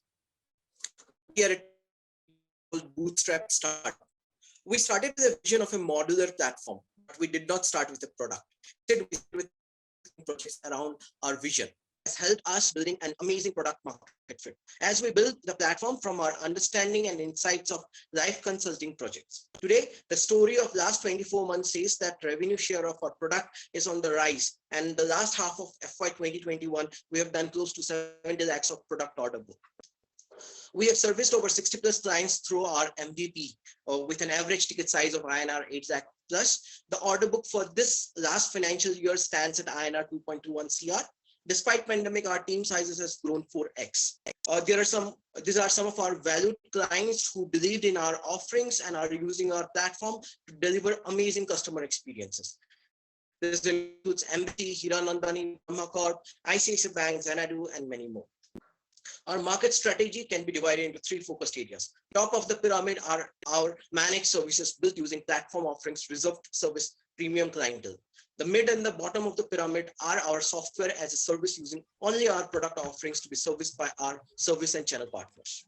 Going forward, customer experiences are needed across all verticals, and the tools that we are building in the platform will help us rapidly service custom solutions. However, we are focusing our product offerings on high value items markets like realty, which is expected to be $125 billion by 2025 global level, automobile showrooms to be around $78 billion, and also virtual events, which would be around $243 billion market going forward. Our channels have contributed to 16.92% of our business in the last year, and the power to grow in the top and the mid of the pyramid is to take them along with us. However, the simplified product offering is the mantra to reach to the bottom of the pyramid. Okay, Cockney Lemons, I think I'll have to stop you here, and Sure. I'll have to go to the judges for the Q&A. Judges? So what's the depth of the spend which you expect on the services? So these logos which you mentioned, what is the average consulting revenue per customer? Consulting revenue was quite like on a retainership model, kind of a lack of piece was there when we initially started. But right now, when the product offering comes, it goes as a bundle in terms of product to services. For a product, there is a subscription model where they pay out near about 6,74,000 year on year. Whereas in the services on the rendering part, it goes on project to project basis based on what sort of visualization elements they want to showcase. And how big you see the scale of the product business eventually? Considering the three segments of pyramid, we are expecting the 3 to 5% of our business coming from the top of the pyramid. However, the bottom and the mid of the pyramid would be giving us somewhere around ranging from 22% to 65% the bottom of the pyramid. The bottom of the pyramid, the product would be launching somewhere at around at 99K, or it would be equivalent to a rent of 8K per month kind of a thing if they have to go ahead. And whereas if I talk about the mid segment, where we are giving platform whole to do everything starting from visualization to the product part of it, it would range somewhere between 3.5 to 4.5 lakhs per ticket size per project. You would have multiple competition across all your product streams. So who are your competitors? That's my first question. And second question is that, how are you different from them? What's the key USP which will get you scale? Akshay, would you like to answer this question? Yeah. So across the products and tools that we are creating, right, we have various competition in the market out there. But at the same time, what we have noticed across the clients we have worked with is that they need a solution which all works together, right? One of our biggest brands, which is working with us, Embassy, right? They have in-house digital solutions, right? They have their apps, they have Salesforce, they have SAP products, for their backend processes. But all of this does not is unable to come together as a customer experience solution for them, right? They aren't able to offer all of that digital experience directly to their customers, which is the reason why they have come on board with us. But like we mentioned, they're top of the pyramid, right? And we have even built custom integrations for them.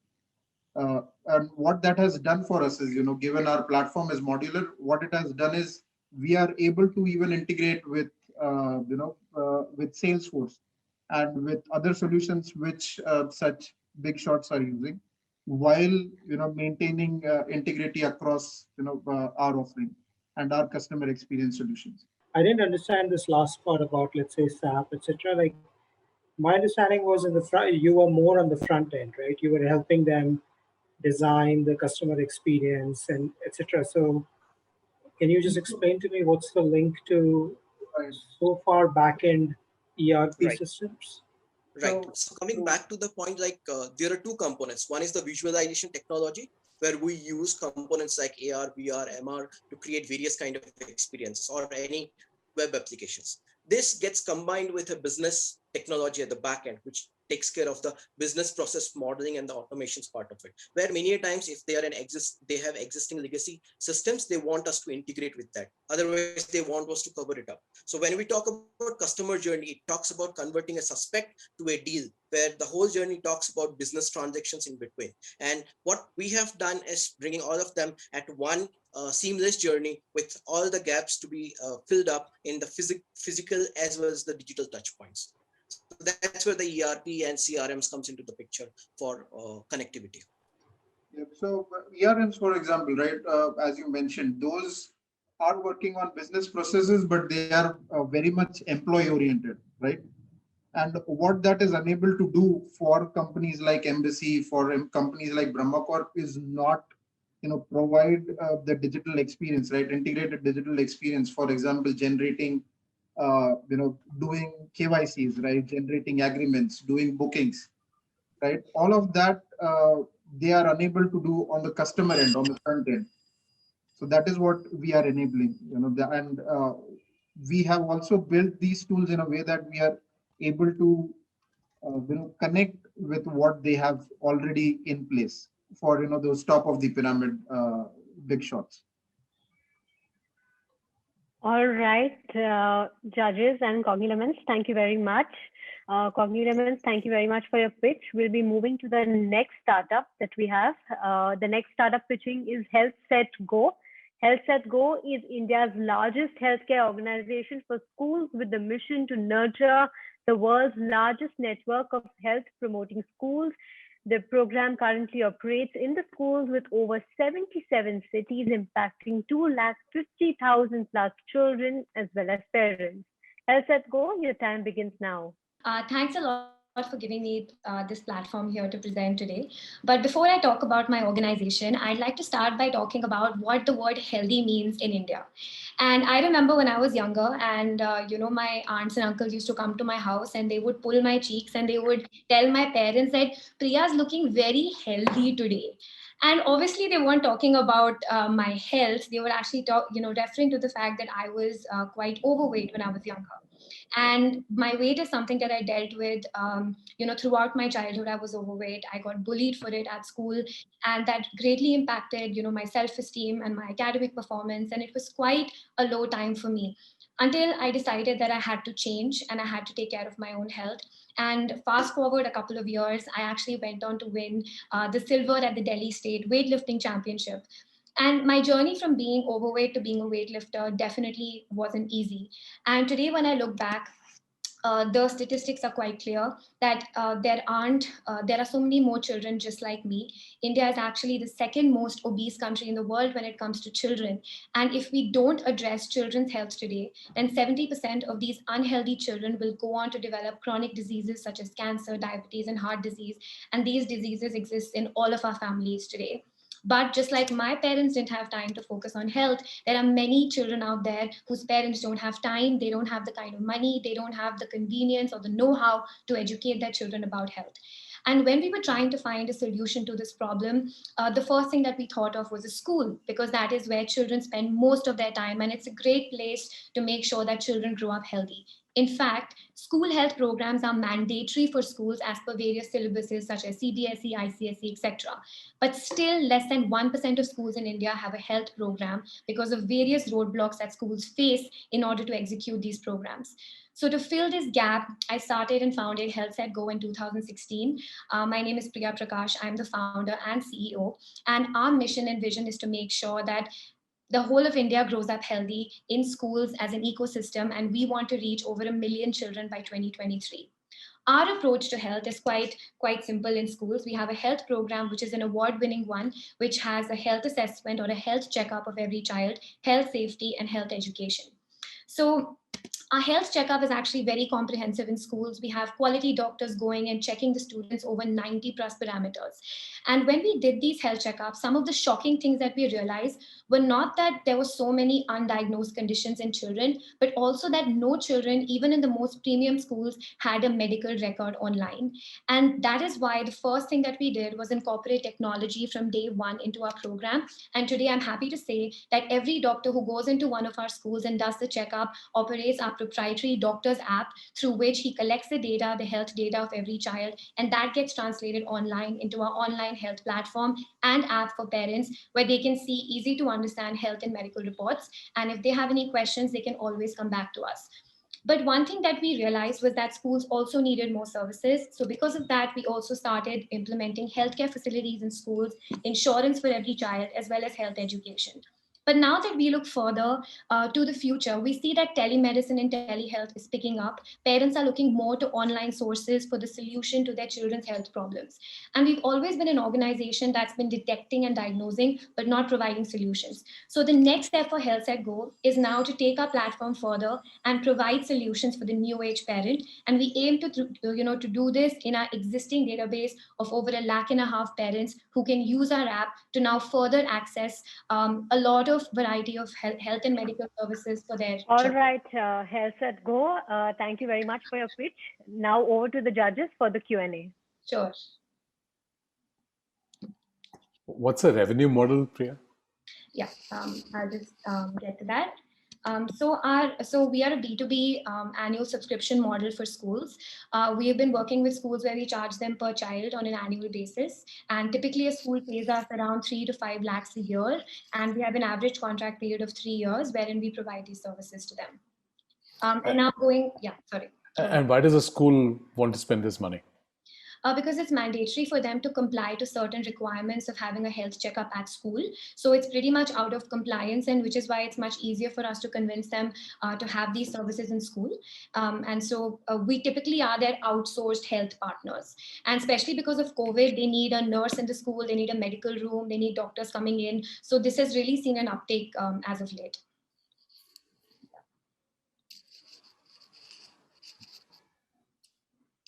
Priya, have you thought of, from a go-to-market standpoint, reaching out directly to parents, who have gone through this in schools but may want to independently do it? And is there a conversion there?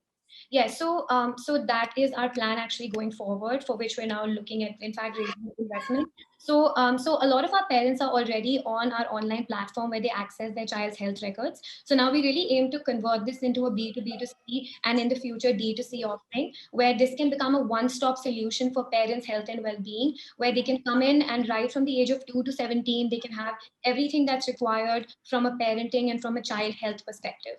And this makes it even better because every year our doctors actually go on ground and check the child. So we're in a unique position where we know exactly how many cavities a child has and what is the issue. And so basis that, we can actually make very smart recommendations to parents as to what they need to do at that particular milestone.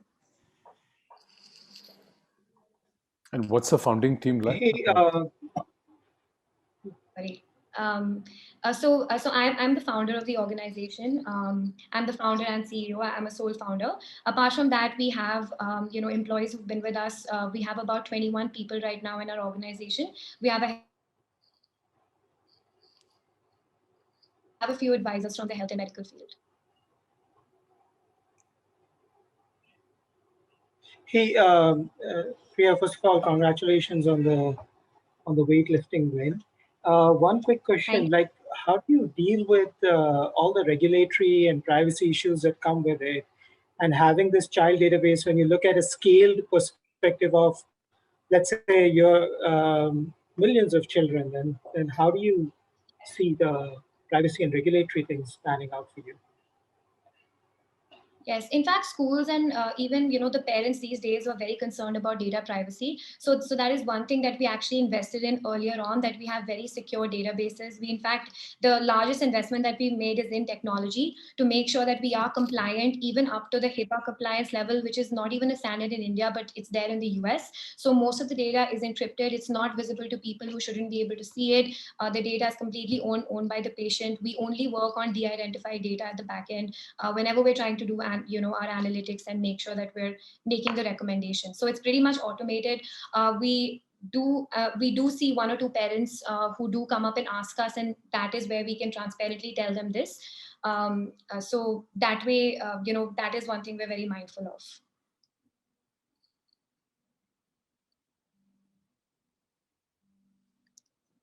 So just one last question. So what does your technical team look like? When you showed because I think this is this is one of the areas of interest for the government also, right? The technology around this. Yes, yes. Yes. So we have an in-house tech team. Our in-house tech team is comprised of 7 people. But apart from that, we've actually we did a lot of the heavy lifting with one of the huge organizations back in Bangalore in 2017, where we built a lot of our complex basic database structures. And then over and above that, we've been innovating with our in-house team. When it comes to the government, we've actually worked with the government to actually digitalize health records of a lot of children in government schools, because that was also something that they were looking into, and help smart cities specifically such as Tirupati and Visakhapatnam to actually digitize the health records of children. I'm not sure if that's the area, the government area that you were talking about. No, I got my answer. Thank you. Okay. All right, judges and Health Set Go, thank you very much for your pitch. We're now moving on to our next startup that we'll be presenting, which is Getaway. Getaway claims to be India's first healthy ice cream brand with whey protein added to them. Getaway's ice creams are high in protein with no added sugar. Judges, are you ready? Getaway? Very good evening to everyone present here today. I'm Pashmi from Getaway, which is India's first healthy ice cream brand. We started in late 2018. With health consumers constantly on the rise, Getaway is here to change the narrative of the dessert space in India. What started as a kitchen experiment by our mom due to the lack of healthy dessert options in the market soon turned into a product that we desperately wanted to share with the masses. In India, sweets are an integral part of our culture and upbringing, which is why we also feel there's a lack of healthy dessert options available in the market. You can be very tempted to just open your freezer and pick out an ice cream, which is probably very high in fat and sugar. You have 2 options. Either you give up entirely or you stick to tasteless health brands that are available in the market. So Getaway helps you get away from the unwanted calories and sugar without having to compromise on the taste. We use whey protein in our ice creams, which makes it 6 times higher in protein as compared to regular ice creams. We use erythritol, which is an organic plant-based sweetener, which gives it a no added sugar result and which is completely safe for diabetics. Through this unique formulation and innovative ingredients, we're able to make ice creams that are creamier and tastier than your regular ice creams. What we've also done is have had a very transparent sort of labeling. So I think you guys can see this. So that's how our ice cream tubs look like. And we have spelled out what the protein content in each tub is, which helps consumers make better consumer choices, along with a compact packaging because we want to encourage portion control.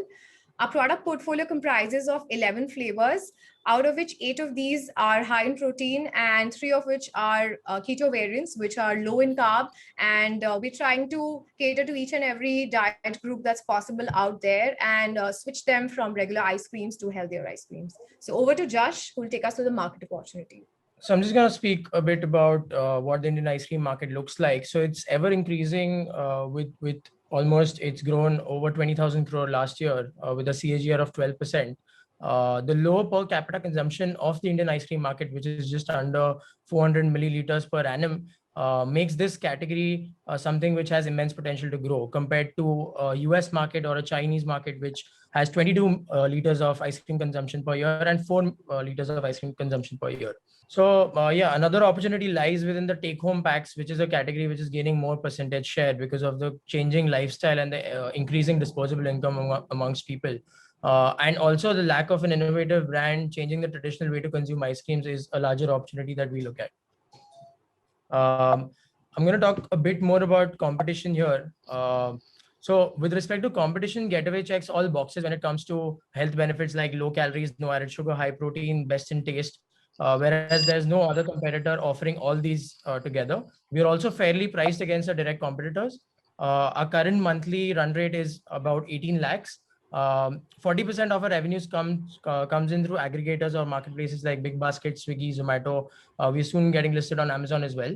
30% revenue contribution is through our website channel, which is the D2C channel, and we feel that this has immense potential to grow as we are only available in one city right now. Remaining contribution comes through modern trade partners like Nature's Basket and some general trade stores where we are present. The plan of action Okay, for guys, I will have to go to the judges for the Q&A. Sure. We are running out of time. Judges?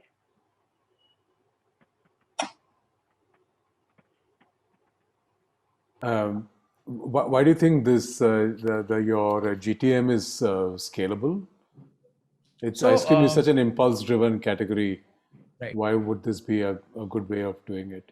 So, initially when we launched, we launched it in stores and supermarkets and that sort of format where traditionally ice cream is sold. Although there was traction, but it's a very capital intensive process to scale compared to setting up cloud kitchens across a city with 10, 12 locations catering to instant demand. As you mentioned, it's an impulse buy. So people want it immediately rather than wait for it. So the D2C model also that we've built is built on the basis that we're offering customers deliveries within the same day.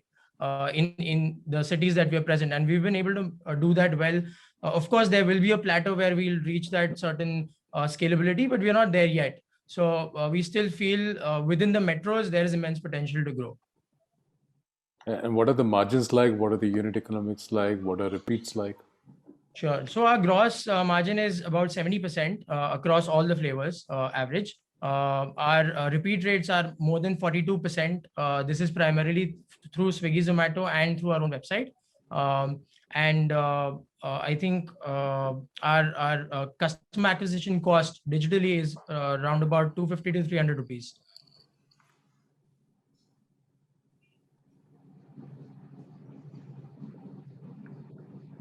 Also, one point that we forgot to mention and we would like to highlight it is that we're completely bootstrapped, and it's been almost 2 years since we've been in the business. We broke even after the first year.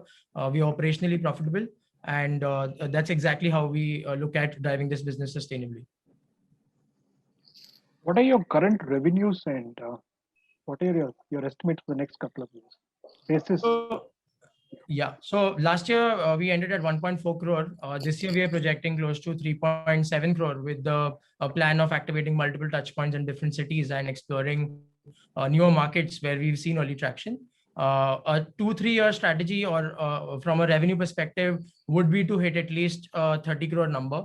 One challenge with ice creams is that when you're going retail, it's a lot of capital that needs to be invested. We, on the other hand, feel that Getaway as a brand offers a lot more than ice cream. We are in fact looking at a new product line also, which is non-frozen, just to cater to that. So we're trying to build a community here and not sort of scale in the traditional way that FMCG companies do. And ice cream is such a bulky product. You need to be close to your place of manufacture. Right. How do you see that working for you as you go to more cities? So from a primary logistics perspective, I think with the volume and scale, obviously the margins do get hampered. We do have a loss slightly in the margin than the margin that we're operating in the city from. The idea is to scale other cities to those sort of volumes and then set up mini manufacturing units in across all these cities to cater to the city demand and bring down that logistics cost. Okay. So you mentioned, just to kind of follow on that, you mentioned something about cloud kitchens. Yeah. So 2 questions, like, are those cloud kitchens in the same city right now?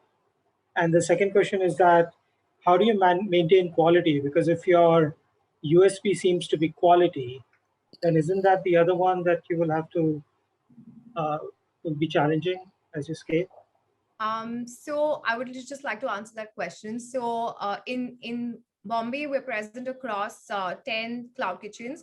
In other cities as well, we're present across different cloud kitchens. And the idea is to expand into more, because that's a format where in a pre-packaged product, something like this, you just have to maintain the temperatures at. So quality is something that is controlled at our factory level, which is easier to cater to the demand. So the only challenge is to keep this at a temperature because it's a temperature sensitive product. So there's no preparation needed at these cloud kitchens. It's only storage and order fulfillment. All right, judges and Getaway, we'll have to end this pitch right here. We'll have to move on to the next startup, which will be pitching. That's Nimesa. Now, just to tell you a little bit about Nimesa, enterprises globally constantly face the challenge of retrieving critical data almost immediately, which can take hours, days, and even weeks, costing billions of dollars. Nimesa solves this by retrieving all the relevant data in a matter of minutes. So Nimesa, carry on with your presentation. So thanks everyone, and thanks for having me. My name is Tapesh Goyal. I'm a founder and CEO of Nimesa.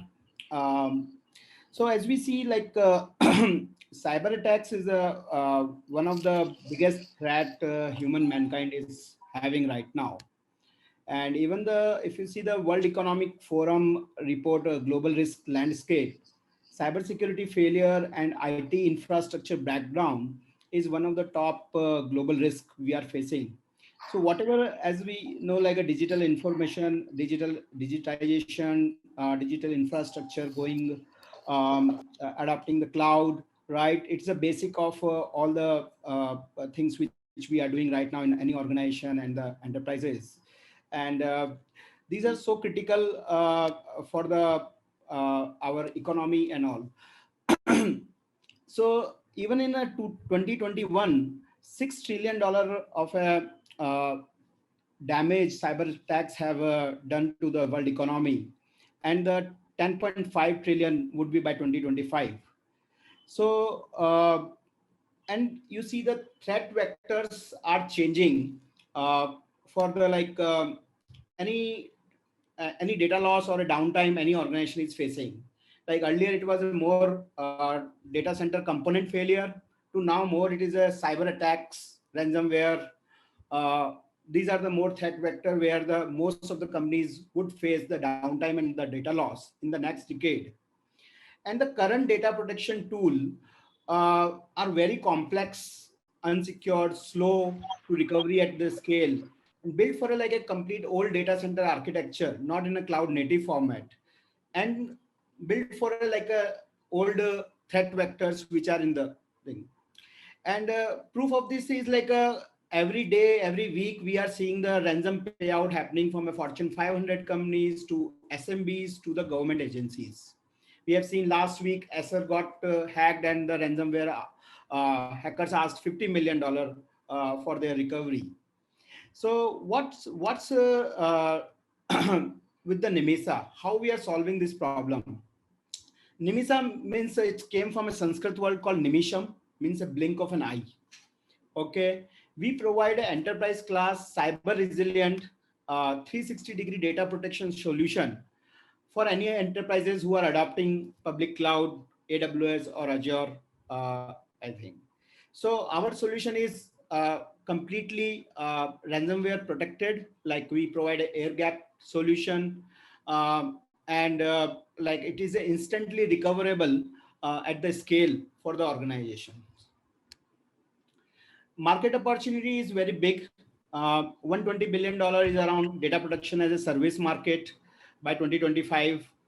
Right now we are targeting more AWS users, so people who are adopting the AWS, but soon we will launch for Azure, GCP and other clouds. Public market is growing very fast, $160 billion totally in this year, 30% CAGR. So out of all this market, we are targeting right now cloud data protection market, which is approximately $5 billion market, and more specifically around AWS for this year. Compared, it's a quite a old from even mainframe to the other cloud, other architecture in the last 25 years. Many traditional players become a multi-billion organization, but they are not so easy right now. Or okay, okay, Nimesa. Now we'll have to go to the judges for the Q&A. Sure. Judges.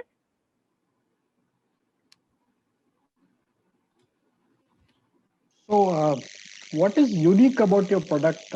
Don't you have other competitors who have a air gap solution? Yeah, so mostly like the differentiation which we are having in terms of the the architecture which we are having. So mostly air gap solution is a very complicated to recovery side. Even though you keep your copy into some other location, right? Then your restoration takes lot of time, right? How Nimisa have built it out is a more cloud native and the virtual air gap solution, where we can recover those copies in a very instant way. So like the whole 100 server or a 500 server organization, we can actually up and running their whole data center DR site in less than 15 minutes. And nobody else has this kind of technology as of now, is what I hear you say. That's correct. Like most of the traditional players, all the big players are having a more proprietary architecture, more built for a on-premise data center architecture, where the backup time, restoration time, it takes weeks and months to restore, while we are very instantly recoverable at this scale. What's your sales strategy like? And if you scaled up, right? Like at what point would Azure or AWS just say that we can do it ourselves? Yeah, so see, most of time, even in the old world, the core platform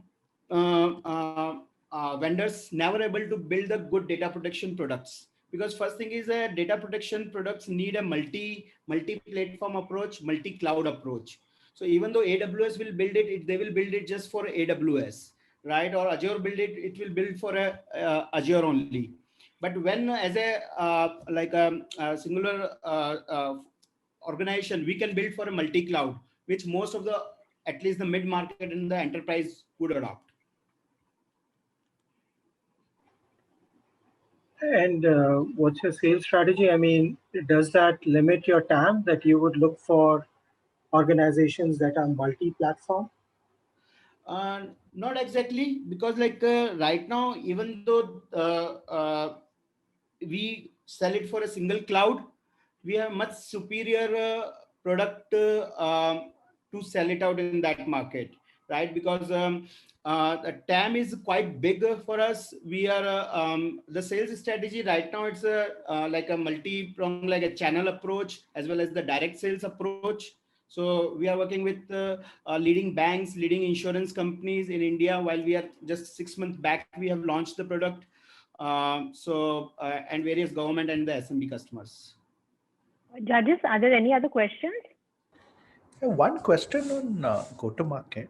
How do you acquire your customers? So What's right channel now, you use? Yeah, the channel is right now the direct, as well as through the AWS marketplace, as well as through the AWS partner. We are working with all our leading SIs, as well as the cloud partners to resell our products, as well as we are going directly through the SDR, BDR model, like what most of the SaaS companies are building it out in India. So we have a small team of the demand generation team, and we have a quite good pipeline and month-on-month growth. So we count our whole revenue, or key metrics is the number of server Nimisa is managing. Moving on to the next startup, Arkaton Mobility. Arkaton is building the next generation of devices to enhance lives of people with limited mobility and elderly care needs. Their product offerings include the Fido Prime Triple S100, a finely crafted water-safe wheelchair, among others. So Arkaton Mobility, you can begin your presentation. Good evening, everyone. So do you know what is the population of senior citizens in India? It's close to 11 crores. And it is supposed to increase by 200% by the year 2050. So are we aware of their daily problems? They need assistance in walking and performing their daily activities. Well, the interesting thing is now we are talking of them as them, but a few years down the line, it's going to be us, and their problems now will be our problems. So I am Devaj. I am representing Arkaton Mobility, and we are working towards making assisted living better, dignified, and safer. So where do you start? I'll just share you a video.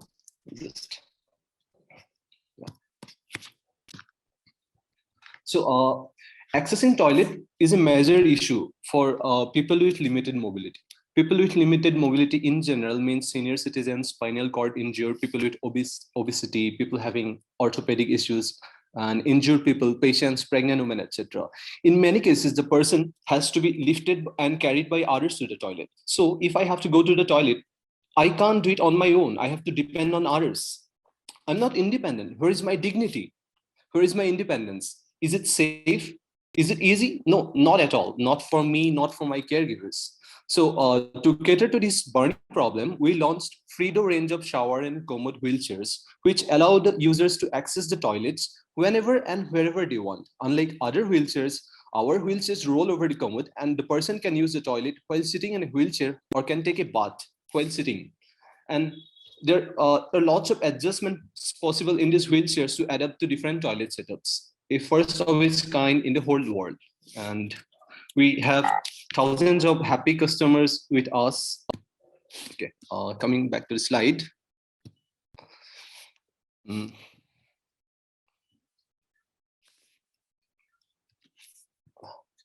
Well, our brands, we have two brands, Arcatran and Fredo.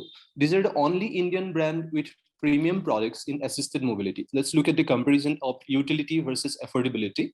You can see that we always stay in the sweet spot in both the global and Indian scenario. We already have more than 60% of our market share in a niche subcategory of shower and commode wheelchairs. With a proof of concept in bathroom wheelchairs that we are dominating, we are launching new portfolio products in assisted living and products under Fredo brand. Fredo stands for freedom to do more with unique value proposition in each and every product. So we are catering to the needs of a larger market share.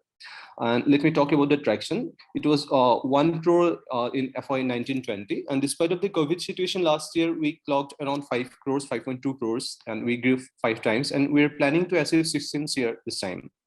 Our sales channels comprise mostly of direct to customer online sales. We estimate 70 to 30% offline revenue split in the next 3 years. And talking about the team, the co-founders are all alumni of NIT Calicut. Ganesh is the CEO and is an amazing leader. He was supposed to lead this speech session, but unfortunately, his father expressed 2 days back in COVID, and I'm filling in for him. I'm Devaj.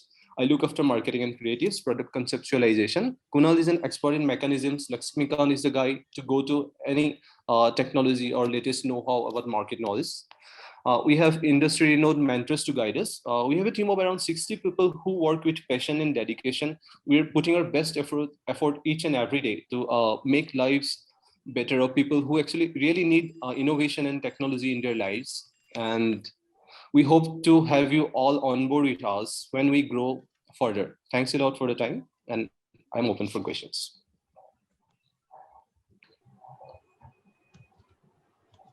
David, one question, if you can throw some more light on the, I think the product pipeline. I think existing product obviously is interesting and it really solves a problem. So what else do you have in mind? So how does the shape of the business look like possibly in 2-3 years, and how big you're envisaging this business to be? Is it a 100 crore business or 1,000 crore? So what is the kind of scale and vision which you guys? Thank you so much for asking. Actually, we have this orthopedic related goods and hospital related assisted living products, which in the pipeline, and we are estimating around 100 here in the next 2 to 3 years in the revenue. And we have also, I'll just show you other products during the pandemic, and everything was actually scattered, and we didn't know what our production was stopped. So what we did was we invested in the products in Fredo brand of products, where which allow people to do more. If all of us must be wondering like which mask to buy, we are looking for masks ourselves, and that time we found out the best solution. We know we have lots of choices for us for masks, and we found a solution that is actually an awesome mask. So why I'm showing this is that we are also looking at the mass consumer products, which can actually have a greater revenue, because our main thing is we can build a product which gives a unique value, as we did with the shower and commode wheelchairs already in a niche category. We are trying to explore the same with the mass consumer products in healthcare sector, which allows people to do more. So these are really copper and silver masks. It's an extremely breathable, extremely lightweight, washable, and really looks good on the face. You can wear it for the whole day. Actually, this is the only mask in India, I think, which gives you this kind of advantages. You may try it if you want. And do you have any IP, design IP, or anything of material IP or anything like that? We have 4 design patents already in wheelchair, and 1 mechanism patent that was filed and already granted. Cool. My question was around the customer, the person who probably pays for this is different than the person who buys for it, right? So how do you mentioned some marketing and you mentioned like online sales. I think if you could go to the slide that showed channels, could you just walk through how do you market and how do you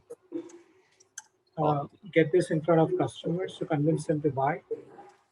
Actually, the thing is, assisted living is if there is someone in my family who needs assistance, then the whole family is affected. So if I am the decision maker, so if I get to know about a product which actually is going to solve my problem. Suppose I have my elderly father or my grandfather in my house, and each day I have to spend 30 minutes minimum to take him to the toilet and with the help of 2 caregivers. Then I will certainly try to look for a product which solves my problem. And the products we are offering actually solve the issue of the whole family, not only the person. Actually, the whole family is affected. So the decision maker is already convinced in that way. And also, we are mostly focusing on D2C marketing through online channels, because the kind of products and features we are offering is really unique and we have a niche market that we can cater to. And it's really nice to have to show actually the power of digital marketing. We can show it to the people who actually need these features, who are looking for this kind of products. And actually, we are also splitting our revenue to around 70 to 30%, 30% offline. We already have onboarded the most premium healthcare surgical suppliers in India, Seniority Healthcare, and we are planning to integrate at least 10% of the premium surgicals in the next 2 years. Vinay here. Can you just comment on the size of market and how much of it actually exists online versus, where is it that the market really lies? Actually, if we look at the larger picture, we have, as I said, there are almost 10 crores of elderly people. Even if we assume half of them as a market, the annual spend of each, most of the people are around 2,000. Even if we consider in that case, you can see that the market size is around 10,000 crores for B2C products. And for B2B, as we have products which are suitable for hospitals, the market is really large and around 20,000 crores. How many wheelchairs get sold in India? Pardon? How many wheelchairs get sold in India today? Actually, it depends. There are lakhs of wheelchairs that get sold in India every year. But these kind of wheelchairs, the one we are offering, actually no one else is selling. That's why we have the upper hand, and we always are sold out at most of the times. All right, judges and Architron Mobility, thank you very much for your pitch. We will now have to move on to the next startup, which is Josh Talks. Now, Josh Talks is an Indian media platform headquartered in Gurugram, Haryana, which hosts content in 10 languages on a mission to unlock human potential. Now, Josh has evolved into an ecosystem of tools and products for the youth, particularly those belonging to Tier 2 and Tier 3 towns and cities. Unfortunately, Josh Talks representatives aren't joining us today as their founding team were tested positive for COVID. So from all of us at Amazon Smbhav, we wish them a very speedy recovery and good health. Meanwhile, we'll be moving on to the next startup pitch, which is Tapits Tech. Tapits Technologies is a fintech startup working towards financial inclusion. It has developed innovative products and services under its brand FinkPay that enables 1.2 billion Indians to transact cashless and paperless while making payments or availing financial products and services. So Tapits Technologies. Very good evening, everyone. Hi, I'm Pratyush Shalan. I am co-founder at Tapits Technologies Private Limited. Our brand name is FinkPay. So we are a fintech company into financial inclusion by assisting digital banking and financial services for the last mile. Let me directly jump into the customer persona. So this is Mr. Rajesh. He is a person belonging to a rural town, and he needs a lot of financial services. The challenges which he faces is that he has a lack of banking and financial services in his area. Say, suppose to give you an example, he gets a DBT scheme from government. So just to withdraw 2,000 rupees, he has to leave one day of his work and travel to a nearby town in the banking hours and withdraw that subsidy. So for example, 2,000 rupees, it becomes just 1,500 because he loses a day of his income plus the expenses of travel, etc. That is one example, and he needs a lot of other financial services like some loans for his crops, insurance. He wants to remit money, etc. So he faces a lot of challenge there. Uh, the market of such customers is extremely huge. So we know the Jan Dhan account. So everybody, like most of the customers today, have those Jan Dhan accounts thanks to the government Jam Trinity. So those accounts are in place, the Aadhars are in place, the authentication mechanisms are in place. But the challenge is these services are not being able to use because of various challenges, and we are here to solve that. One thing to note is that one bank branch is for 37,000 Indians today. How we are solving this problem is that we have created a solution in both an offline and an online mode to solve for these customers. So how we doing it? First, let's talk about the offline mode. In the offline mode, we had two channels to make these customers access banking and financial services. One channel is that we created the next retailer who is next to that customer as a banking point, and there he can access his bank accounts, do withdrawals, deposits, mini statements, balance inquiries, Aadhaar linking, etc. All those facilities out there. Second, we also wanted him to experience digital payments using Aadhaar or using a card of his RuPay card. So we also enable those retailers to accept digital payments using all these modes, plus corporate financial institutions like microfinance institutes, credit cooperative societies to accept digital payments for the EMI.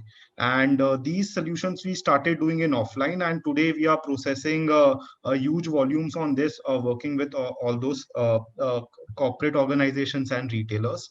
Second is our online model, which we are working on and soon to be launched, is on the self-service application, which we are building a very simple vernacular application for these customers so that they can just access most of the things on the app. And for assisted modes, they have the merchant network and the corporates to do it. The products on the retail fronts are like they can withdraw using a debit card, they can withdraw using their Aadhaar, they can make payments using Aadhaar. For the corporate, they can accept digital payments using UPI, Aadhaar Pay, debit cards, net banking, all those modes. They can do onboarding of the users digitally, and we also manage cash for them. This is our current merchant spread. So we have approximately 1 million merchants across India today, and this is how they are spread across. At these 1 million merchants and plus 35 corporates, we are processing more than 10 million transactions on a monthly basis. Like in March, we processed more than 10 million transactions worth 2,800 crores. And this is continued to grow. And this is just the offline mode where we are assisting these customers. In terms of customers, there were 25 lakh unique customers who visited us last month at all these stores for accessing their bank accounts and different financial services. This is about our management team. So me and Anurag are co-founders, and then we have an advisory board, and we are 35 in team. We automated our entire operation. All right. Thank you so much, Tapits Technology. I will now do judges for question and answer. Judges, if you could ask your questions. So how do you make money on this? We earn revenues on every transaction. And for digital payments, we get a software fee for enabling these corporates as we integrate deeply into their LMS. And for every EMI, we fetch the EMI amount and then we do the reconciliation. So with the retailers, we get a transaction revenue. With the corporates, we get a software revenue plus the transaction revenue. And how does this become profitable? Because you're saying managing this network must be very cost intensive. So to make it profitable, we are profitable since last 2 years, and to achieve that profitability, we tied up with the distributor partners to manage these merchants, and that's how we became profitable. So we tied up with distributors like FMCG, telecom, remittance, etc. And through them, when we are accessing this network, it became profitable. Like last year, we had 100 crore revenue and approximately a 14 crore EBITDA is what we did. So it's a pure service operation. You're not investing money in the float in the system in any way. As in? I mean, there's money being exchanged, but the money doesn't pass through your hands. No, it passes. So we have a nodal account and money rests in our account for a night. And then on a T+1 basis, we settle. We are a master merchant with ICICI and Kotak Bank. And all these merchants and distributors are acquired by us. So acquiring is also done by us, and entire technology is also built in-house. And we received our seed investment from ICICI Bank in 2018. And recently we raised our Series A from Ivy Cap Ventures. And what are your risks? In terms of risk, like one risk we had where we were accepting cash deposit at these merchant points. We tied up with corporates, and those corporates were collecting some amount in cash. And we thought that that cash can be converted into digital because they can deposit that cash at a merchant outlet and merchant can use it for withdrawal purpose. So we started cash depositing there. So that was one of the risks, but then we solved it by using a prepaid card and having a prepaid limit with that merchant. So we have mitigated that risk, but rest all risk we have taken care, like in terms of security, we are PCI DSS certified, we are ISO 27001 certified. So what are your plans on scaling up? You already reached 1 million touch points. So what are your plans in the next 3-4 years? In the next 3-4 years, now we want to reach the customer directly because there are a lot of customers now in the rural areas who are very tech savvy. And the main reason why we succeeded, there are a lot many companies who tried to do the similar thing. The main differentiator factor was our technology, because our application works on a very cheapest Android phone on a 2G network very seamlessly, because the way we encrypt and we make it very small in size so that it works seamlessly on a 2G network, and the transaction doesn't get dropped anytime. So किसी का पैसा फंसता नहीं है कभी भी. And that's the reason we were able to scale up so aggressively and trust that created among merchants. And same thing we want to bring to the customers also, that a very simple vernacular application which runs on 2,000 rupees, 3,000 rupees ka Android phone on a very seamless basis and works on a 2G network seamlessly, and it gives all the information. So that's what we are moving as next, that customer can have both assisted and non-assisted services, and that will give us a next growth. Okay, how would you reach out to these people? How do you scale up if you're going?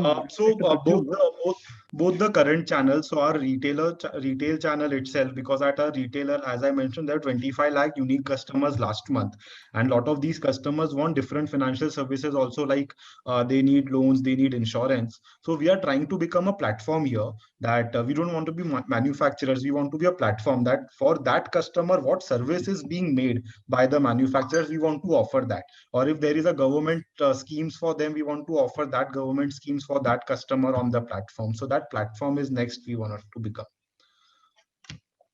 And that can be the acquiring channels, can be the retailers and the corporate organizations both, because there also we will be like cost effective in terms of acquisition cost. And that trust is also there, because that retailer it's like 10 years se wo uske baaju mein rehta hai, so he trusts that retailer a lot rather than me going to him. And that corporate who, like an MFI or a credit cooperative society, they trust them also a lot because they are giving them loans and visiting them every week. So that's how that trust is already there, and plus the platform they can use them. Sure, thanks. Yeah, Parag.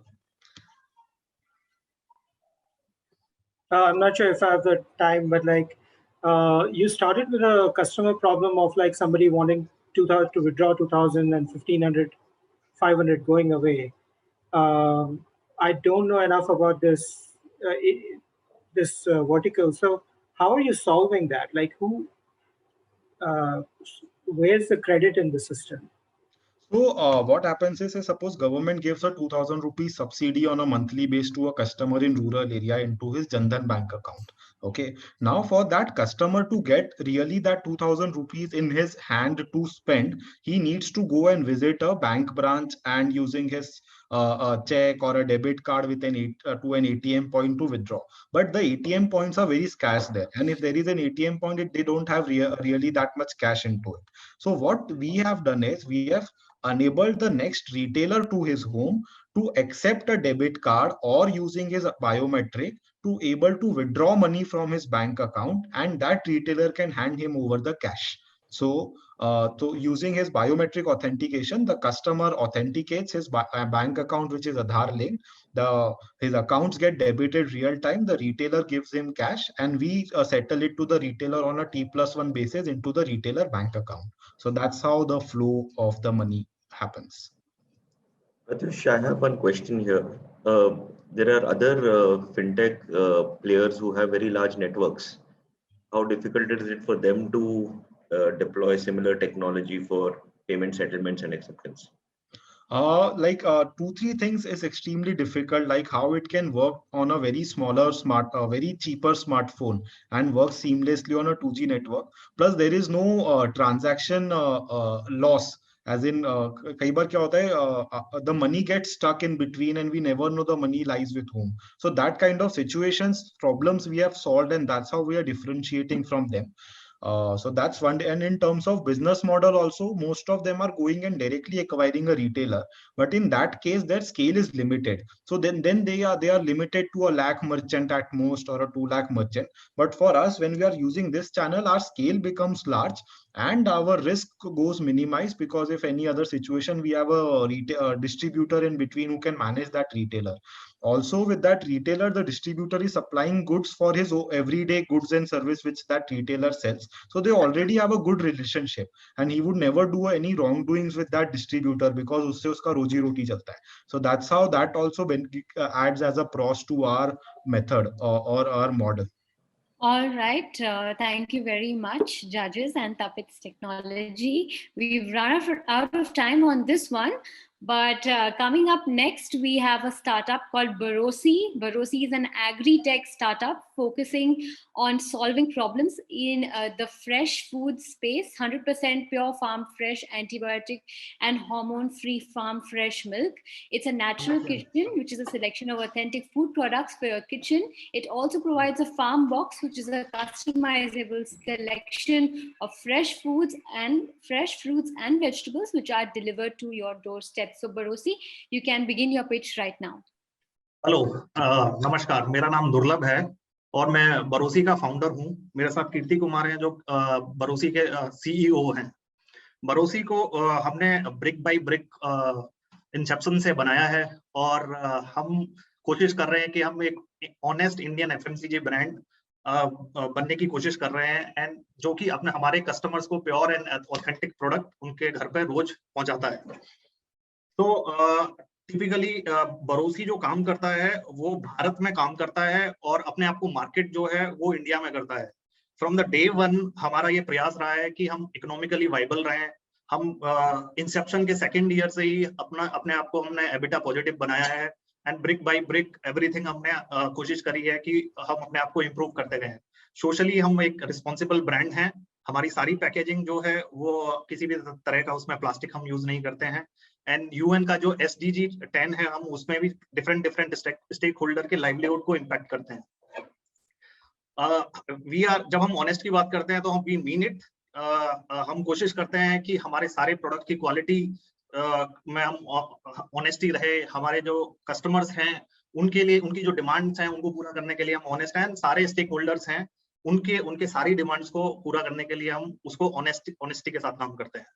हमारा अगर driver of growth हम बोलें और या differentiator बोलें तो उसमें हमारे प्रोडक्ट की क्वालिटी और हमारा फार्मिंग बैकग्राउंड है। हमारा पूरा एजुकेशन जो है गांव से ही हुआ है, एंड ये एक रीजन है जहाँ पे हम फार्मर के साथ बहुत ग्रास रूट लेवल पे कनेक्ट करते हैं, जो कि हमें हेल्प करता है बहुत अच्छा प्रोड्यूस उनके साथ सोर्स करने के लिए। कब वो जो उनका प्रोड्यूस है वो मैच्योर हो रहा है, ये सब जानकारी हम उनके साथ में बहुत ही ग्रास रूट लेवल पे मिलके करते हैं। एंड अगर टेक्नोलॉजी की बात करते हैं तो एक टाइम ऐसा था जब हम पूरी तरह से ऑफलाइन एक ब्रांड थे, बट पिछले 2 साल में हमने अपने आप को पूरी तरह से टर्न अराउंड किया है, हम पूरी 360 डिग्री एक टेक कंपनी है। इसके आगे की स्टैटिस्टिक्स जो है वो कीर्ति आपको बताएंगे। Yeah, so our go-to-market strategy is basically based on hyperlocal, through which we deliver milk and other authentic products to customers. In D2C, we ship authentic food products across India through our own website. Marketplaces help us to reach out to maximum new audiences. So our tech is the lifeline of our system. At the back end, through ERP, quality assurance, and logistics, it helps us to build efficiency in the system. At the front end, it helps us to acquire and manage new customers in our journey. This has been our story till now. So we have grown over 80% since the past 2 years with 12% EBITDA. We have clocked revenues of 410 lakhs this year, and we expect Amazon has been a major growth driver with 58 lakhs GMV in the last financial year. The market size that we are targeting, the serviceable obtainable market, is around 8400 CR. This is considering the F&B market as a whole and income tax data extrapolated. We have built Barosi brick by brick. So from a top line of 1 CR in 2018, we are now looking at 4 CR revenue. We have built this by adding 1300 subscriptions, by listing new products, and also by launching leveraging digital platforms through our tech. So while growing our business, we are also impacting the social strata at the ground level. So we are empowering 70 plus farmers by giving them 30% premium payouts. We also impact 40 plus delivery staff at the ground level by adding on their wages per month. And this helps to, in the UN SDG, reducing income inequalities part.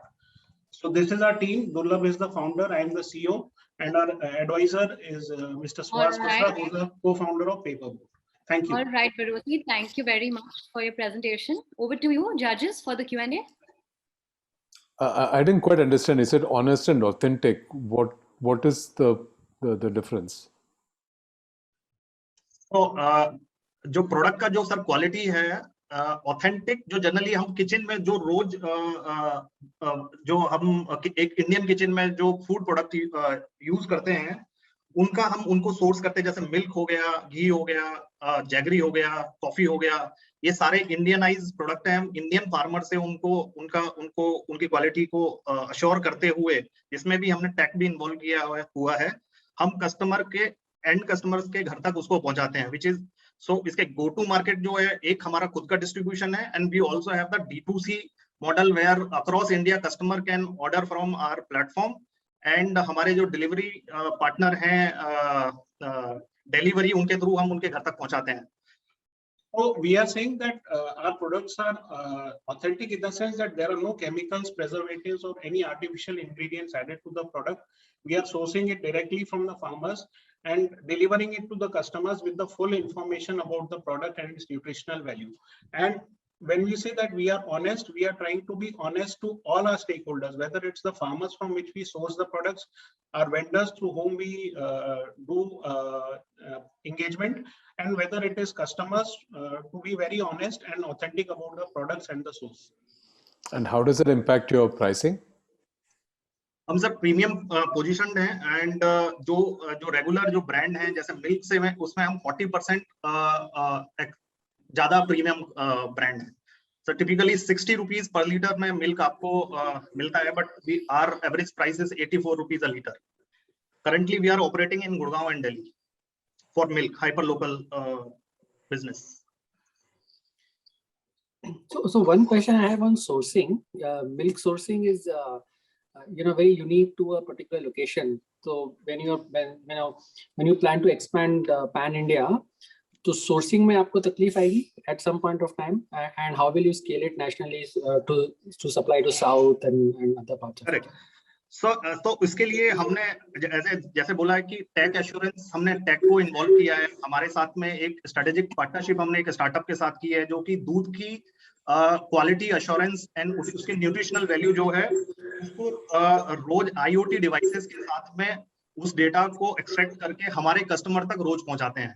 तो ये जो आज जो ecosystem हमने बहुत closely अपने farmer के साथ यहाँ बनाया है, मे बी जब हम पुणे में जाएंगे तो पुणे में ये टेक्नोलॉजी हमारे साथ जाएगी। उस केस में हमें फेस वैल्यू पे जाने की जरूरत नहीं है। हमारे पास टेक्नोलॉजी है जहाँ पे हम authentic good quality milk source कर सकते हैं, और ये सारी इंफॉर्मेशन कस्टमर के पास वो बॉटल के ऊपर एक QR कोड देते हैं जिसको वो डेली एक्सेस कर सकता है कि what is there in the milk today. लेकिन पुणे में जो आपको सोर्सिंग करनी पड़ेगी, it has to be Pune villages and वहां की लोकल सोर्सिंग, तो वो कैपेबिलिटी आप स्केल अप कर पाएंगे? तो सर ये जो कैरेक्टरिस्टिक जो हम इस ब्रांड में हमारे साथ लेके आ रहे हैं, ये एज एक डिपार्टमेंट हम पूरा बिल्ड कर रहे हैं, जिसमें कि ग्रास रूट लेवल पे पीपल, हमारी जो टीम है वो फार्मर के साथ इंगेज होके ये पूरा काम कर रही है।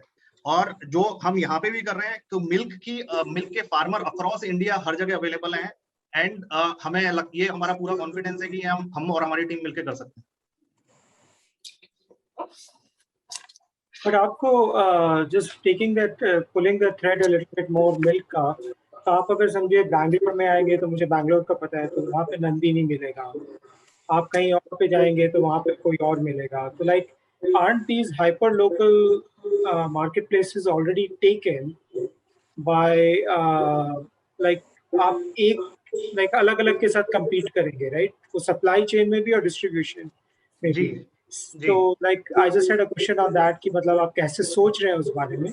And my second question was going to be कि आप जैसे like हर एक कोई बोलता है कि ऑनेस्ट एंड ऑथेंटिक है हम, तो मतलब आप कैसे विश्वास दिलाएंगे कंज्यूमर को कि वो आप ही हैं? So if I want to take the first question, sir, so when you talk about farmers and like let's say Bangalore example, so what happens is there are obviously milk cooperatives there in every city who source milk from farmers, but the payout they give to the farmers is 30% less than what we are offering. So first is, then if we link quality of sourcing with prices, then we will be able to give premium payouts to farmers basis the milk that we source from them. That will help us to retain our farmers with us. Secondly, when you talk about like the authenticity of products, तो दूध के authenticity की बात कर रहे हैं sir, वो उसको हम खुद मतलब ऑब्वियसली हम मार्केट तो ये करेंगे, बट इसमें हम उसको डू इट योरसेल्फ वाले मोड के साथ करना चाहते हैं, जहाँ पे कि बॉटल के ऊपर टैग को यूज करते हुए कस्टमर के पास ये एम्पावरमेंट रहेगी कि डेली वो इस दूध की ट्रेसेबिलिटी, वो कब पैक हुआ है, उसके अंदर न्यूट्रिशनल वैल्यू कितनी है, और उस दूध का टोटल बैक्टीरियल काउंट कितना है। तो ये सिर्फ हमारे कहने पे कस्टमर विश्वास नहीं करेगा, डू इट योरसेल्फ करके करेगा। एंड जो कि इस एक्टिविटी से उसको हमारे दूध के ऊपर कॉन्फिडेंस भी आएगा, और जो हमारा ट्रैक्शन है वो इसका टेस्टिमनी है कि जो हमें अभी तक की ग्रोथ मिली है उससे कस्टमर को हम रिटेन कर पा रहे हैं। हमारे 44% कस्टमर ऐसे हैं जो 3 साल से पुराने हैं, 56% कस्टमर ऐसे हैं जो 2 साल से पुराने हैं, एंड 72% कस्टमर ऐसे हैं जो 3 साल से पुराने हैं। All right. Thank you very much, Barosi, for your pitch, and judges for your questions. We will now be moving to the final startup for the day. It's admissionbot.com. Admissionbot is a bot which functions as a replacement to a human counselor and teacher on a mobile or web platform with a machine learning algorithm in its backend. This AI-based bot enhances the effectiveness as a human counselor and teacher with a machine learning algorithm. So, AdmissionBot, over to you now. My name is Gaurav Yadav, and I'm the co-founder of admissionbot.com. The problem we are solving is 47% of college or university educated students are underemployed. Private higher education institutions have failed to hold to the basic premise of access, equity, research, resourcefulness, and culture, or being the source of energy for civilizations as our rivers in ancient times were. The solution, AdmissionBot, is a conversational bot that functions as an aid to a human counselor, faculty, staff, and departments in higher education institutions. The core solution behind the bot is the chatbot automates and impose audit and compliance for admission and counseling, academics, HR, finance, sales and marketing, digital resources, alumni network, placement assistance, support and maintenance services. Here is an example conversation for remedial learning. The bot is trying to teach a student, "Hi Gaurav, I just went through your mid-semester scores. You are lagging in data structures. Yes, I am not able to understand data structures at all. What to do? In 15 days, your pre-university exams are to start." The student says, "Can you help me learn the subject in any ways? Don't worry. Based on the previous mock papers and faculty notes, I found the important topics and notes for you to clear through the exam with good grades. What next?" Then the bot sends notes and videos to the student through a link. Thereafter, in the second screen, we see the student states, "Thanks, I'll get back to you. Sure, I have completed my notes and PDF study." The bot states, "Quite punctual, good work. I am forwarding you a link for an exercise with 30 questions of 1 hour. Solve it." The bot sends a link for solving the question and answers. The student states, "I have solved the exercise." Bot states, "You have correctly answered 12 questions of 15 out of 15. Seems you have got some hold of the topic. I'll be sending you daily 10 minutes of exercise for the next 15 days. Solve all of them consciously." Student states, "Thanks, buddy." This is a remedial learning example of the bot.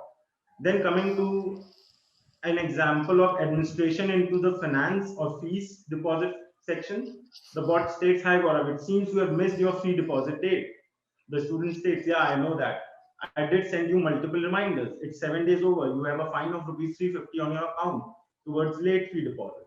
How much is the total pending excluding the fine? Rupees 3,30,000. The student tends to pay rupees 90,000 and puts up in the second screen, puts up the debit card number and details, and the bot charges the student for 90,000 rupees. "Thanks, Gaurav, have a good day." That's the end of the conversation for a fee section. The market we are targeting is private higher education institutions. The market size is 5,000 accredited institutions with an average of 1,750 students. Our unique selling point is lean business model with new versions, personalization with REST APIs. It's a scalable SaaS over cloud architecture. The technology is time-tested backend with 12,000 plus students.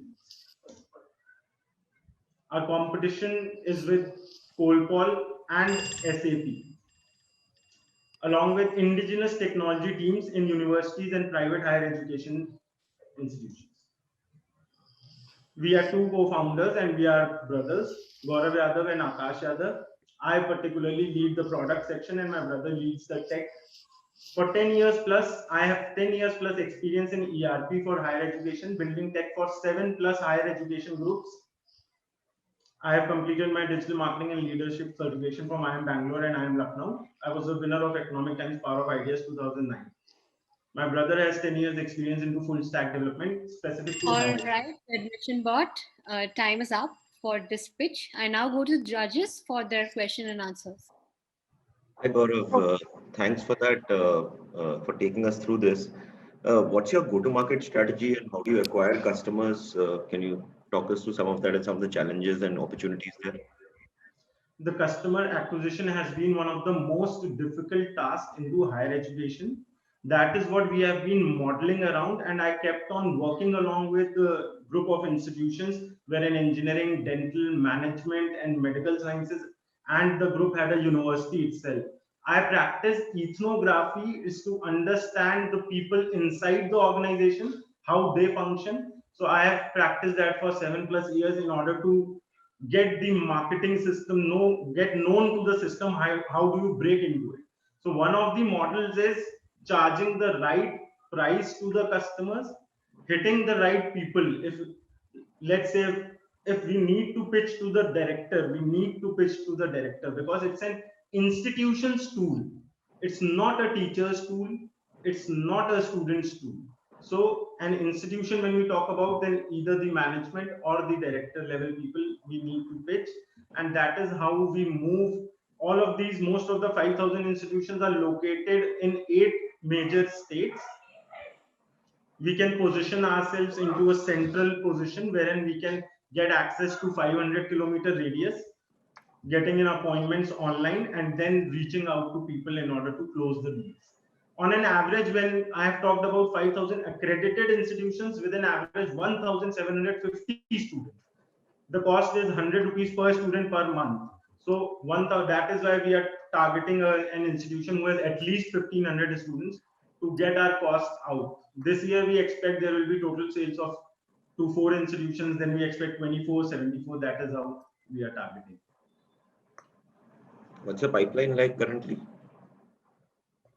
Currently, we do not have any traction for this particular product. That I'm already having talks with 2 higher education group of institutions. Those of both of them constitute 7,000 students. We are into the process of closing the deal, and we have pitched for a price of 100 rupees per student per month, but that would be pulled down to somewhere around the rupees 40 to 50 rupees per student. And that brings us to the end of this action-packed day of live pitches. I think all of us have really enjoyed watching and hearing all the buzzing startups talk about their strategies, innovative models, and we've all heard our judges also give their comments on each of the business model. I think all of us have to really sort of clap for each of the startups out here. A huge round of applause for everybody who's presented out here. We're really happy to hear what they all had to offer, and everyone has really made a very good effort to impress all our judges. But before we wrap up, I'd like to have final word, final comments from our judges. Then I request each judge to kindly make a brief summary of their experience that they've had today, and we can start with each of you talking about your experience. Parag, would you like to go first? Yeah, sure. Thank you very much, every one of the folks. I'm not sure who's still around, but when I had started, I said that, hey, there are no breaks. And so after the first hour, I will need a break. And after the first 1.5 hours, I'll be bored. And what will I do for 3 hours? And let me tell you, it was amazing to hear everyone, and the time just flew.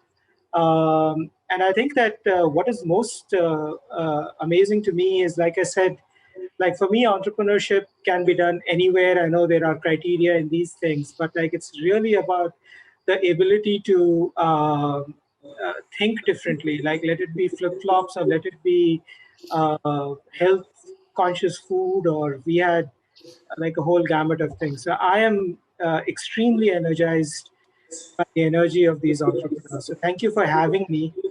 It's been an incredible 3 hours, and I wish all of these guys really all the best to make a difference in what they are doing. They truly are trying that. Thank you, Parag, being such an inspiring judge out there on the jury. I'd like to now invite Kanan to talk to us about what his experience has been for the day. At Fireside, we hear pitches every week. That's our daytime job. And it's been a wonderful afternoon, time well spent. So many innovative ideas. I was particularly struck by the fact that there were ideas targeting different parts of India. You got the ideas targeting the metro consumer, targeting the rural poor. So it is wonderful to see the spread of problems which are being tackled. And I also was struck by the fact that there's a very, very distinct, very sharp use of technology to scale up solutions. And I think that's wonderful, because in India, problems are always at scale. Solutions need to be also at scale. And I think the use of technology makes that possible. Well said, Kanan. I think all the startups out here are very, very excited by the use of technology and have been using it in a big way in each of their ventures. I'd like to now go on to Dipanjan, who I see has been taking down a lot of notes from what startups have to say. Dipanjan, could you share your 2 bits? Sure. No, I've been equally energized. I think one interesting thing which I, observed is that, India in the world economy, is poised very interestingly. There's an in-house domestic consumption and a lot of expectation for brands and technology and innovation coming out of India for the world. And some of the, ideas and pitches we heard is truly also global in nature, as much as it is solving very deep Indian problems of the health tech, fintech, and consumer tech. All three we got to see. So extremely excited to see the level of entrepreneurship and the type of ideas which are coming out. So great sign for the Indian startup ecosystem. So very glad to be part of this forum. Thank you. All right. Thank you, Dipanjan, for your comments. I'd now like to go to Vinay, who has also been extremely excited. I think he's been asking the pertinent questions to all of the startups. So, Vinay, how has your experience been this afternoon? Thank you, Priya, and thank you, the Amazon Smbhav team, for organizing this. This was like everybody just said, it's been an amazing 3 hours, learned so much. As Kanan said, we every week see a lot of pitches, but being only in the consumer space, sometimes silos are thinking, and this kind of opens up avenues across fintech, health tech, bots, which really was very exciting to see. I mean, 4 or 5 minutes doesn't do justice to all the passion that these entrepreneurs are putting into their startups. And I wish that each of them had got a slightly longer time to actually help us peel the onion layers and really get under the hood of what they were building. But again, my wishes and all the best go out to them. And I truly wish the best of success to each one of them. Thank you, Vinay, for your comment. Now I'd like to go to Sajid, who has been very patiently waiting for his turn to speak here at the jury. So Sajid, what has been your experience? If you could share some comments and some feedback to all the startups out here. Yeah. Oh, thanks, Priya. Much of it has been covered by my fellow judges. Great variety, great to see the diversity, etc. Probably highlight by saying that one number we're beginning to track increasingly is the number of women founders, and that's an important thing for us at Blue. And well, there were no women judges, but I was delighted that we've had about 5 women founders. Of course, Joe Shocks was not there, but I know about Supriya. So there's a number that beginning to increase. So 5 out of 15 is not great, but it's getting better. And so from that point of view, I was delighted to see some really interesting startups led by women founders. So I just wanted to kind of stress on that as a point, and that's something that we all should be a little happy about, but long way to go still. Thank you. Thank you, Sajid, for your kind comments. Now they say save the best for the last. So I hope Yashwant has the best comments to make for the startups out here. Yashwant, take it away. Yeah, Priya, I had a lovely time. 3 hours seemed like 30 minutes, and I'm going to be repetitive, but I'll say it again. I think I was really blown by the breadth of all the startups here, right from health to mobility to nutrition.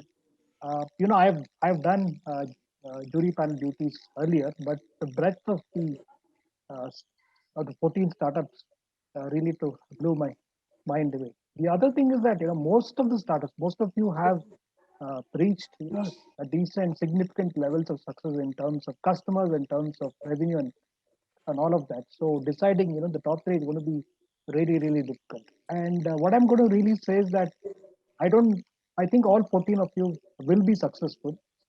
So it's going to be extremely difficult for me to pick the top 3, top 2, or whatever. So I'm going to leave with that thought. I think to me, all of you guys are winners already, because all of you had very a clear articulation of what you guys wanted to do, and you had really good plans in terms of your go-to market, and all of you had significant early successes. So that was really cool. And at the end, thanks for Amazon for having me to do the honor. All right. Thank you very much, Yashwant. And the most important thing is that each of the startups out here is out there making a difference in every field that they are present in. But thank you all for your enriching perspectives. I'm sure everybody tuning in is and has benefited immensely from what you all have just said. And having said that, I'd like to thank each of you for your valuable time and expertise today. We'd also like to thank all the startups for the invaluable role that you play in building and nurturing this entire ecosystem. A special round of thanks to each of the finalists. Thank you for your time today and wish you all the very best for the awards and in your respective journeys. Thank you to dear audience for tuning in to this very exciting challenge that we have brought here to you. And we hope that the pitches were inspiring and insightful. Thank you for tuning in. Stay well and stay safe.